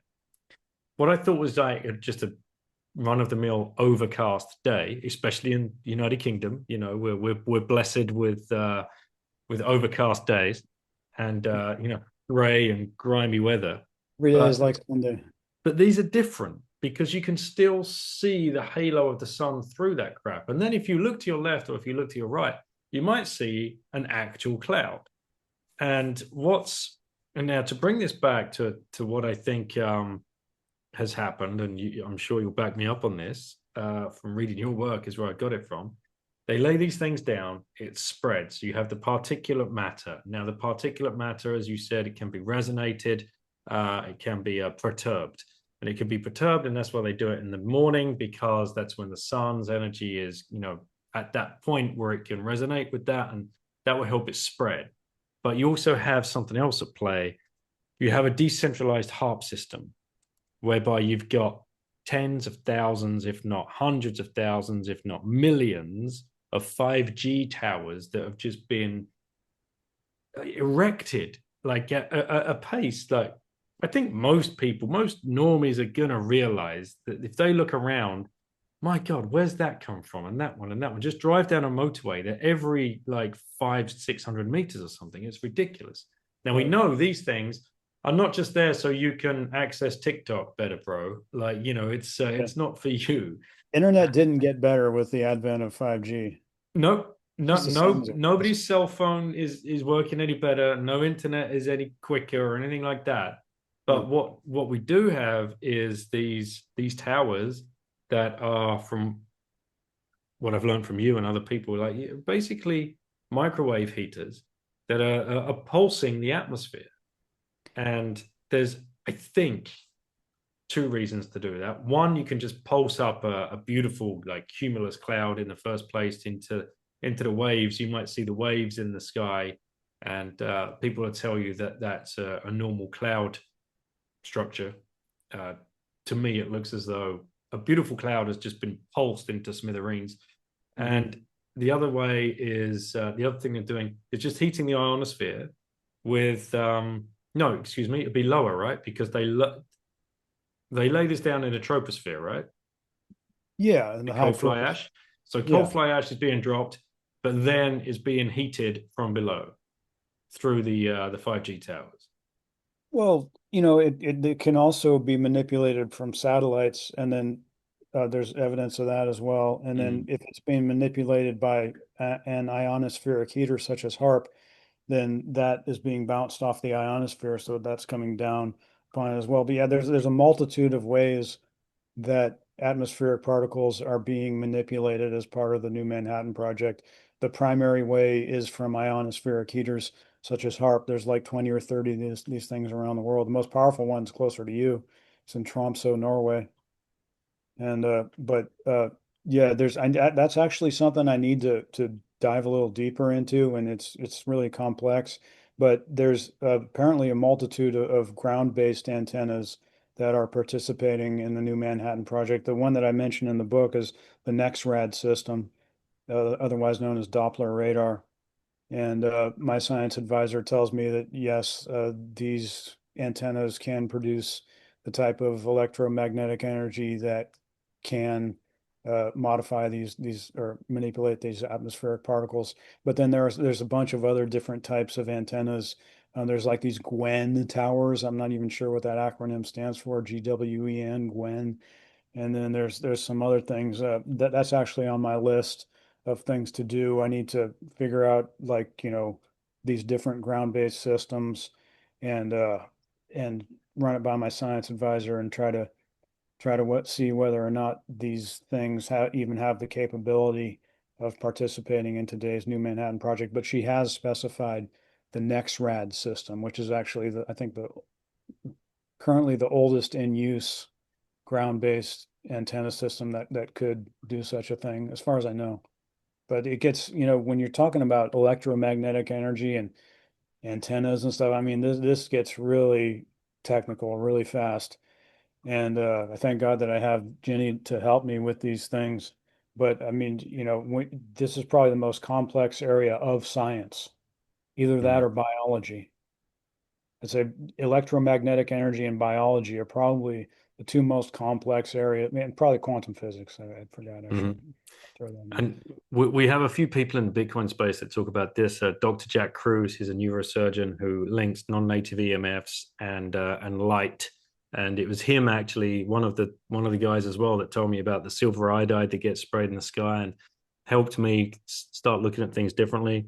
Then you know, it all ties into this other the other part of this conspiracy theory, but they're all doing this for mind control. And that's a real tough leap for most people. First of all, it's a tough leap. Like, you can't control the weather. That's ridiculous. It's a huge, great big spinning planet and the universe and blah, blah, blah. But I think we've done a good job of getting to the bottom of that and how it is possible and how it has been happening and how they are currently doing it. And then they're showing no signs of slowing down either. But then, like, the mind control one, well,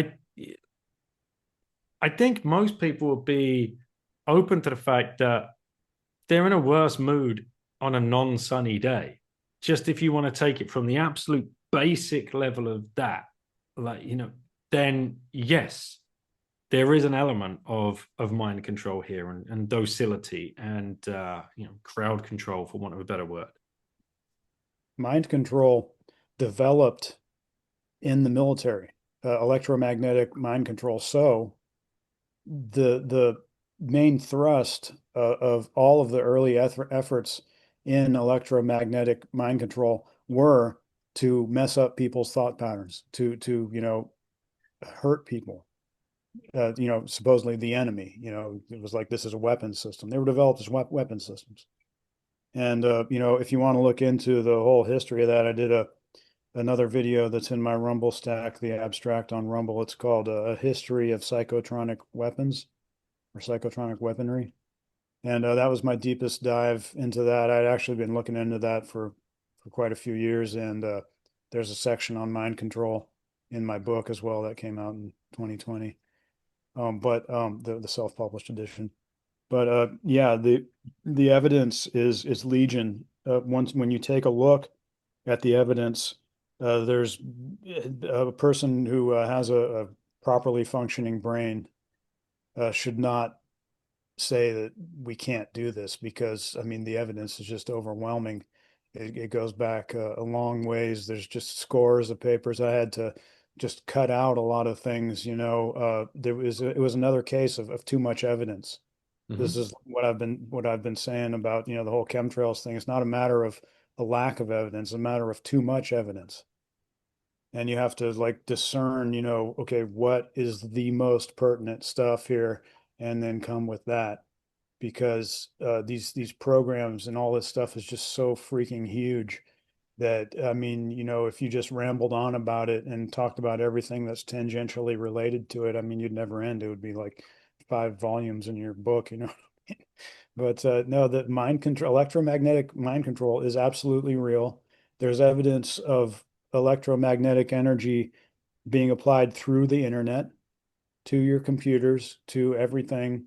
And it's designed. There's evidence that this electromagnetic energy is designed to modify the way that you're thinking. It's called brain entrainment. There's basically 2 ways that electromagnetic energy, mind control energies are applied. One is through brain entrainment. The other is just by hammering you with a certain signal and just trying to get your brain to sync with the signal that you're being hammered with. But brain entrainment is a little more complex. What happens in brain entrainment is that, let's say you're on the internet looking at a website, and through the internet, a signal can be sent. Your computer can actually read your mind. It's like radar.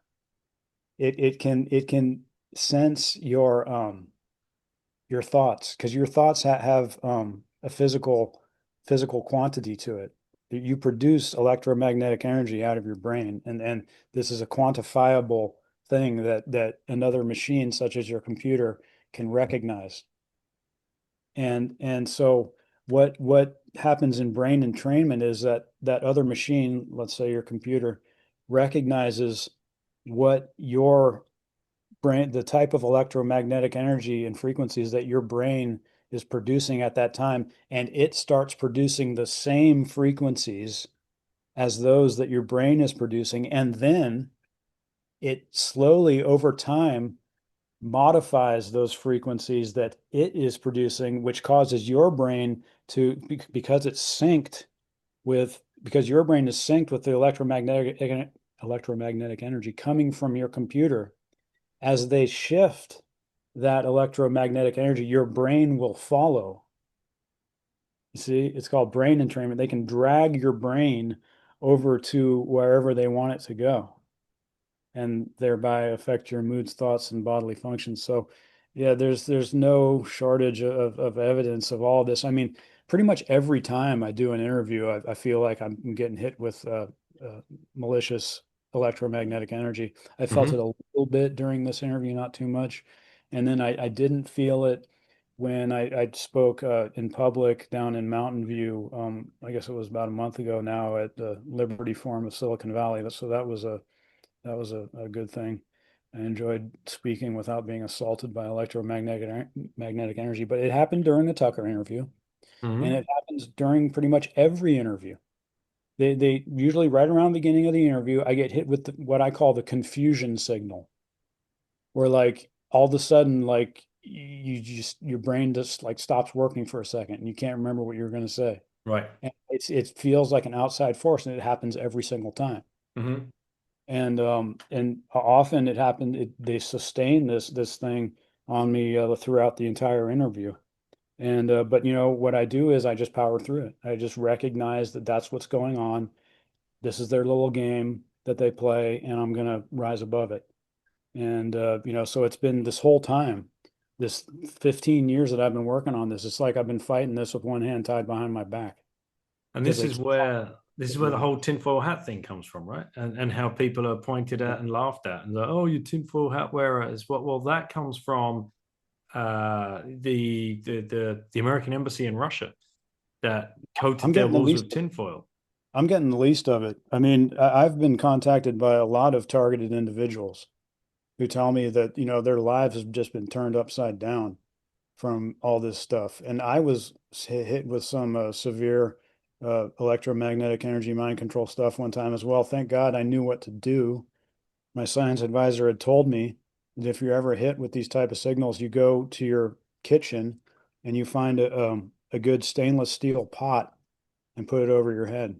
And it knocked it out immediately. What happened was I started getting these thoughts, like the type of thoughts I never have these kind of thoughts, where like it was like was in my brain, like telling me like how terrible I was, and like, oh, you suck, you're a horrible person, a terrible, blah, blah, blah. Just like the most nasty things you could think of, all of a sudden. And I was just like, I immediately recognized it, like, hey, that's not right. Like, this is not how my brain works. And so I immediately went to the kitchen and I got the stainless steel pot and I put it over my head and it disappeared. But I've been in direct personal contact with people who say they're just constantly assaulted by these things, just every single day. They have like voices inserted into their head, and they, for some reason, they've probably had some kind of involvement with the deep state in one way or the other. I'm not saying that they did anything wrong, but it's best just to not have anything to do with them. I mean, I guess I do have something to do with them in the fact that I'm exposing them, but I just thank God that I haven't been, like severely harmed by this kind of stuff, but it does go on. It's wild, man. It's yeah, No, they're it's doing it. They're crazy. hitting us with everything they got. They're hitting us with everything they got. They're trying to bring in the new world order. They're trying to just basically leave humanity behind and just have them and their robots and their like demented like slave creatures that are like sort of almost human doing Mhm. things for them and Well, whatnot. we're at the precipice now of digital ID and digital money. The central bank digital currencies, digital money that's controlled by a central entity again. Uh, and that's why so many people that have found Bitcoin, a completely different set of rules, rules without rulers, and a finite capped supply. Which can't be coerced and manipulated and changed. But that spins you out into all these different rabbit holes. That's why and I'm just glad that people like you are well ahead of the game and are brave enough to write about it and brave enough to come on not just like a little podcast like this with some dude in Britain, but like you're going to be in like the limelight, man. You're going to be on Tucker Carlson. That's going to be absolutely huge. And some people would shy away from that. So I have to, it's been a whole process of trying to like control it basically and just to live with it. I mean, really, any fame that I get from this is really kind of an unwanted byproduct of what I do. I started just writing. I was just researching and writing and just battling trolls online and online forums and in comment sections and stuff until one day I got an interview with somebody and it didn't go too well, and I don't even remember, it was some tiny thing. But it wasn't my primary thing. Like it wasn't about me. It's never been about me. Like I was surprised that the interview was the big thing. You know what I mean? Because after I did that little one, I did the James Corbett show, and then that's when I started getting some attention, and it was like kind of perplexing to me because like I was thinking like, why are you fixating on this interview? You know what I mean? Like, look at the papers that I'm writing. Like, look at the information I'm bringing forth where I can just, like lay it all out and put in all the details and get all the facts in and everything. It was like kind of perplexing that, I just go on the show and you see me like talking and stuff, and this means a lot to you. Like, this is where I get all the attention. You know what I mean? But I've learned to live with it. And it's something that you have to manage. This is why a lot of famous people have handlers because they act as buffers between them and the public. You know what I mean? I look forward to not having any handlers and just handling things myself. And when I don't want to talk to somebody, I just don't answer the phone or I block them. You know what I mean? Or if I just don't like, and really Tucker has taught me, I've been, it's not like he taught me specifically, like he sat me down on his knee and like, told me things, but, I've been looking at how he operates, and that's really the way to go. It probably pisses a lot of people off that, he's so like he sets himself apart from the scrum. You know what I mean? He's not involved in the scrum of the daily thing where like every day, oh, it's these news people and they're yapping back and forth, and then you got to jump in there and be all this. He's just like, no, I'm going fishing. I'm going bird hunting with my dogs, and I'm doing stuff with my family, and sometimes I'll poke around on the internet and find interesting things and have people on the show, and that's basically what I do. If you let it, because when the Tucker interview drops, when this book comes out, it's just going to be absolute chaos. But I think I can handle it because you just manage it. You just say like, no, I you have to tell a lot of people no. You say no, no, I'm going to play golf. You know what I mean? Like, this is what I enjoy doing. I enjoy reading. I enjoy playing golf. I like being with my woman. I like enjoying a nice meal, these type of things, you know what I mean? And concentrate on that, because you can get like caught up in all this stuff. If I remember this saying, it's just like the old saying, um, if you go out into the world looking for trouble, it's very easily found. mm-hmm. You know what I mean? If you want your life to just spiral completely out of control, it's very easy to do that. Because pretty much there's like probably about half of the population is just always looking for somebody that they can just like manipulate and control and just like mess with. You know what I mean? So you have to just kind of declare your independence and just say, no, this is what I do, and I've been successful at doing this. I'm not getting involved in all this other stuff. Well, thank you so much for coming on and giving up 2 hours of your time to talk about the book and everything else that we've spoken about here. I usually end on the same question each time, but for you, it's going to be slightly different. And it will be, if you could gift your book to one person, who would it be and why? Well, that's tough because In the knowledge that they would read it page to page. well, I mean, it would have to be Trump, of course, but I don't, put my faith in any men. You know what I mean? It's just like I don't, that's not really how my brain works. like how I do things, I just keep hammering stuff and just figure that good will come of it. I just keep on doing what I'm doing. You probably have the same type of outlook on life. I'm just doing what I'm doing. I go about doing it the best I can. If you like it, great. If you don't, that's too bad. So I don't really put too much stock in what any one person says or thinks or anything. I care about what God thinks about me, not what man thinks about me. But if there would be one person, of course, it would be Trump because he's the most powerful person in the world. And I wouldn't be surprised if he's, aware of me. I mean, I'm 1 degree of separation away from Trump by about 5 or 6 different people Hmm. at this time. And I'm pretty well convinced that RFK has probably read my book. In fact, if you know, are you wrapping up right now? I have a No, you little. go for it, because I know he had Dane Wigington on his own show, didn't he? Yeah, he did. But Dane kind of after that, God bless him. I love Dane. He's been a great asset here. But after that happened, not too long after that happened, Dane kind of disrespected RFK online a little bit. He was saying, "Oh, RFK has been gotten to. He's not doing what he's supposed to do," and this kind of stuff. Because Dane is a classic activist. Hmm. Activists are always like, do this, like they like to like tell people this is important, you need to do this. And they're doing a lot of things themselves, but that do this kind of thing is a real turnoff for people in power, you know what I mean?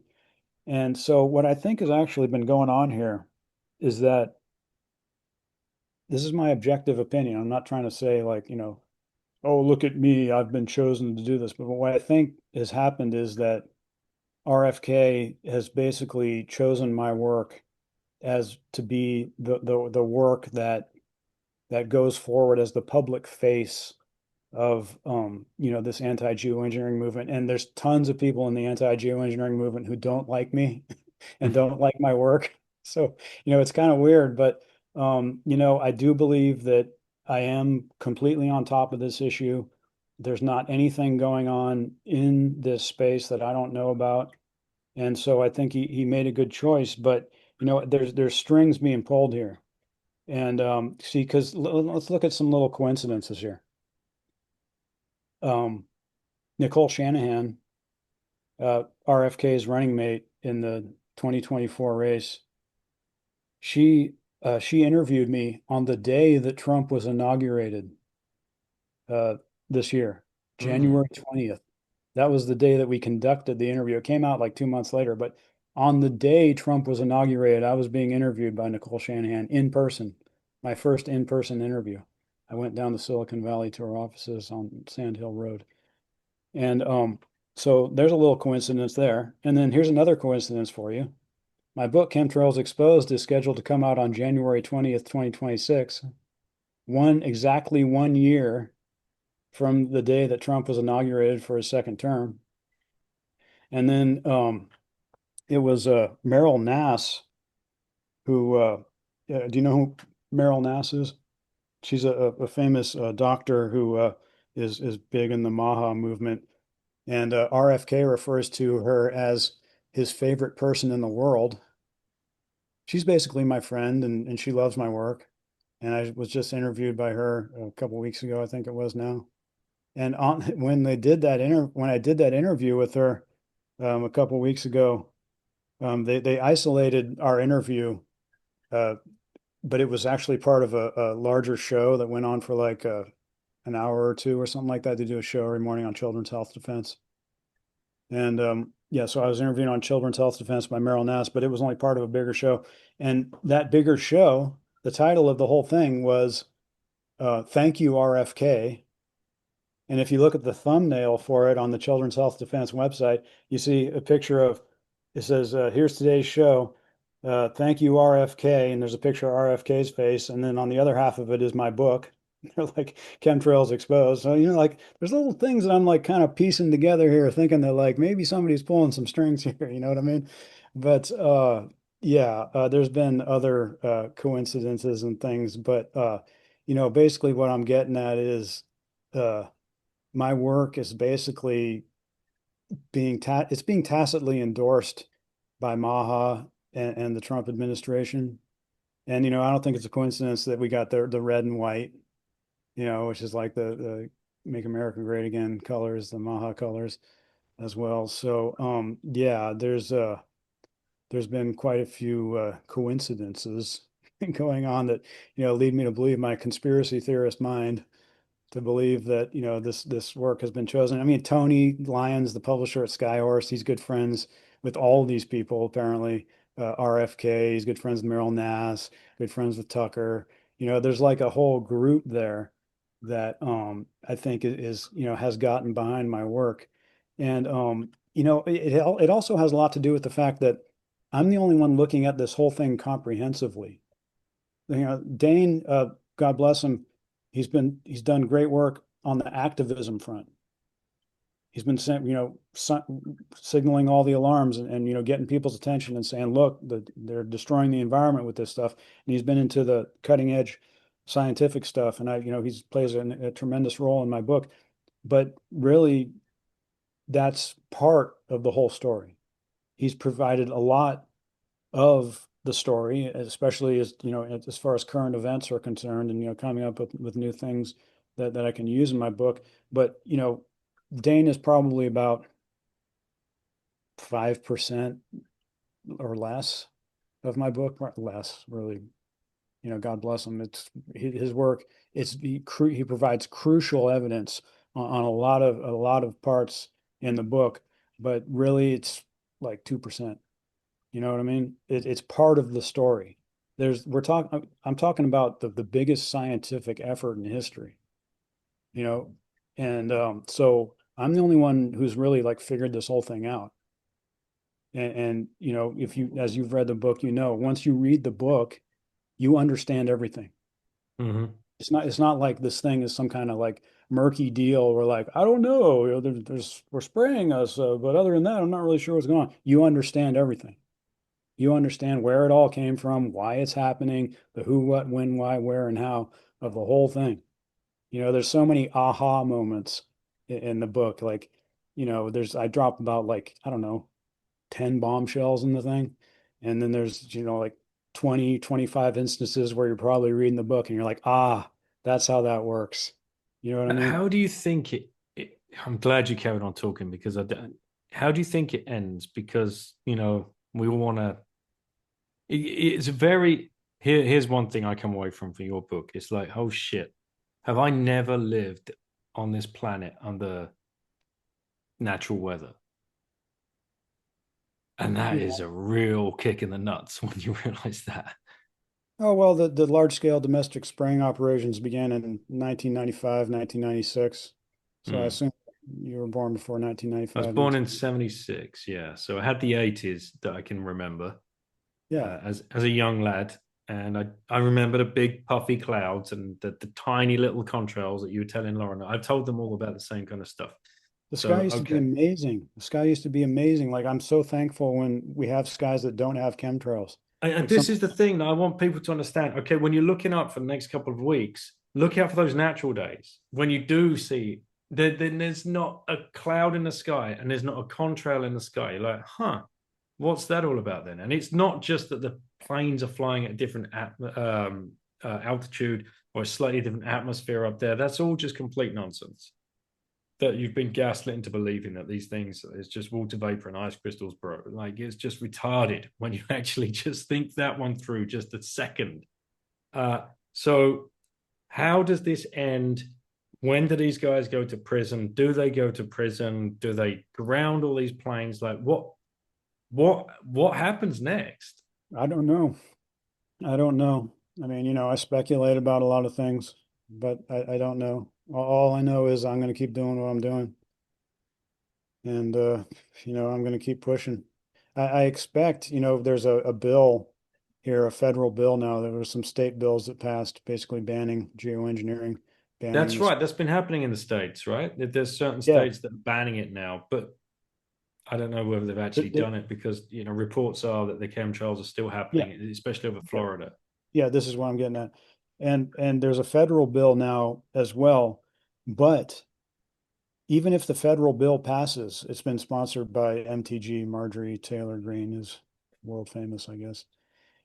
Even if that federal bill passes, yeah, I think the federal bill was inspired by a lot of the state bills, but even if it passes, I fully expect them to continue spraying us. Mm. But there are provisions in these bills, and there are provisions in this federal bill whereby mechanisms are created for the public to report violations of this law. So if they continue to spray us, well, then there's going to be this mechanism whereby people can say, no, they're continuing to spray us here. Look, I got the evidence of it, I have pictures of it, and people might be taking continue to take rainwater samples and things like that. And you can send them, I think it's the EPA is going to be the repository for these things. And, I don't trust the EPA as far as I No. can throw, but at least there's an official process involved, and people are legally obligated to do things. And if they don't do the things, then there could be consequences. So, it's just a matter of continuing to push this.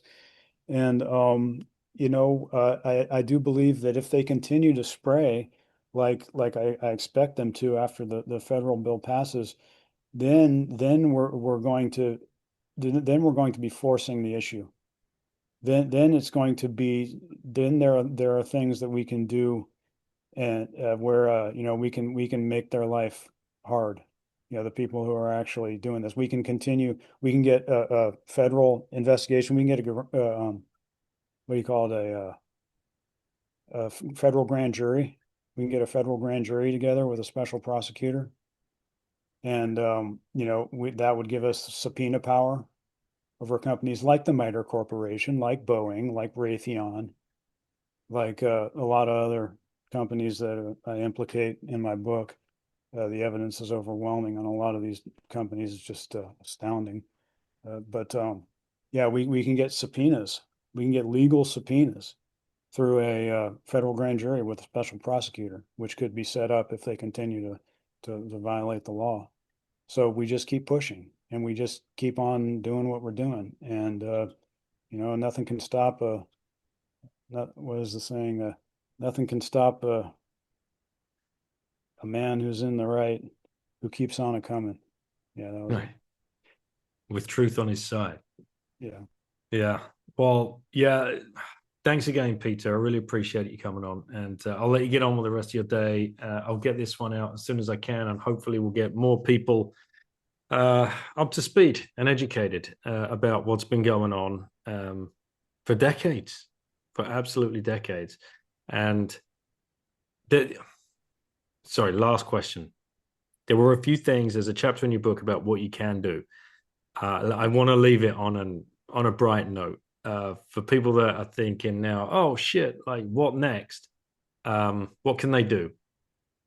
Yes, there has been a primary sponsor of the state bills that many have passed, but there's a whole bunch of them. There's like 30 or 40, probably I think about 30 state bills that are either in the works or already have passed. There's been a primary promoter of all these things.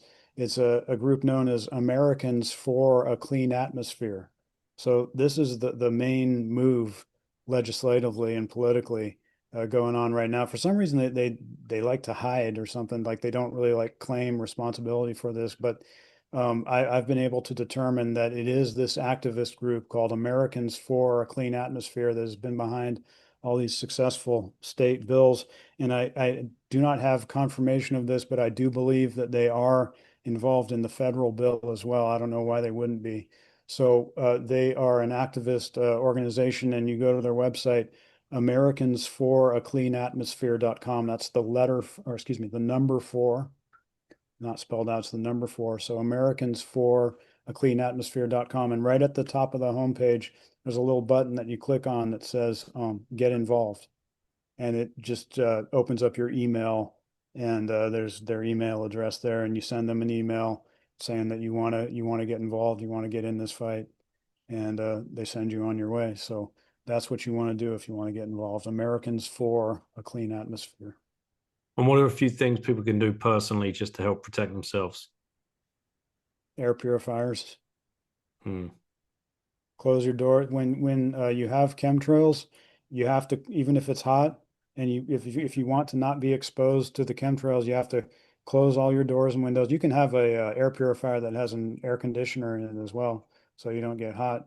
But generally, if you close all your doors and windows and you have good weather stripping and things, not air is not leaking in, you crank up your air purifier, and within, I don't know, 10, 15 minutes, you're not even really affected by it. I've done that so many times where I've been outside going to work and stuff, and I come back home and there's all kinds of chemtrails everywhere. Close all doors and windows, crank up that air purifier, and I'm good in like 10 or 15 minutes.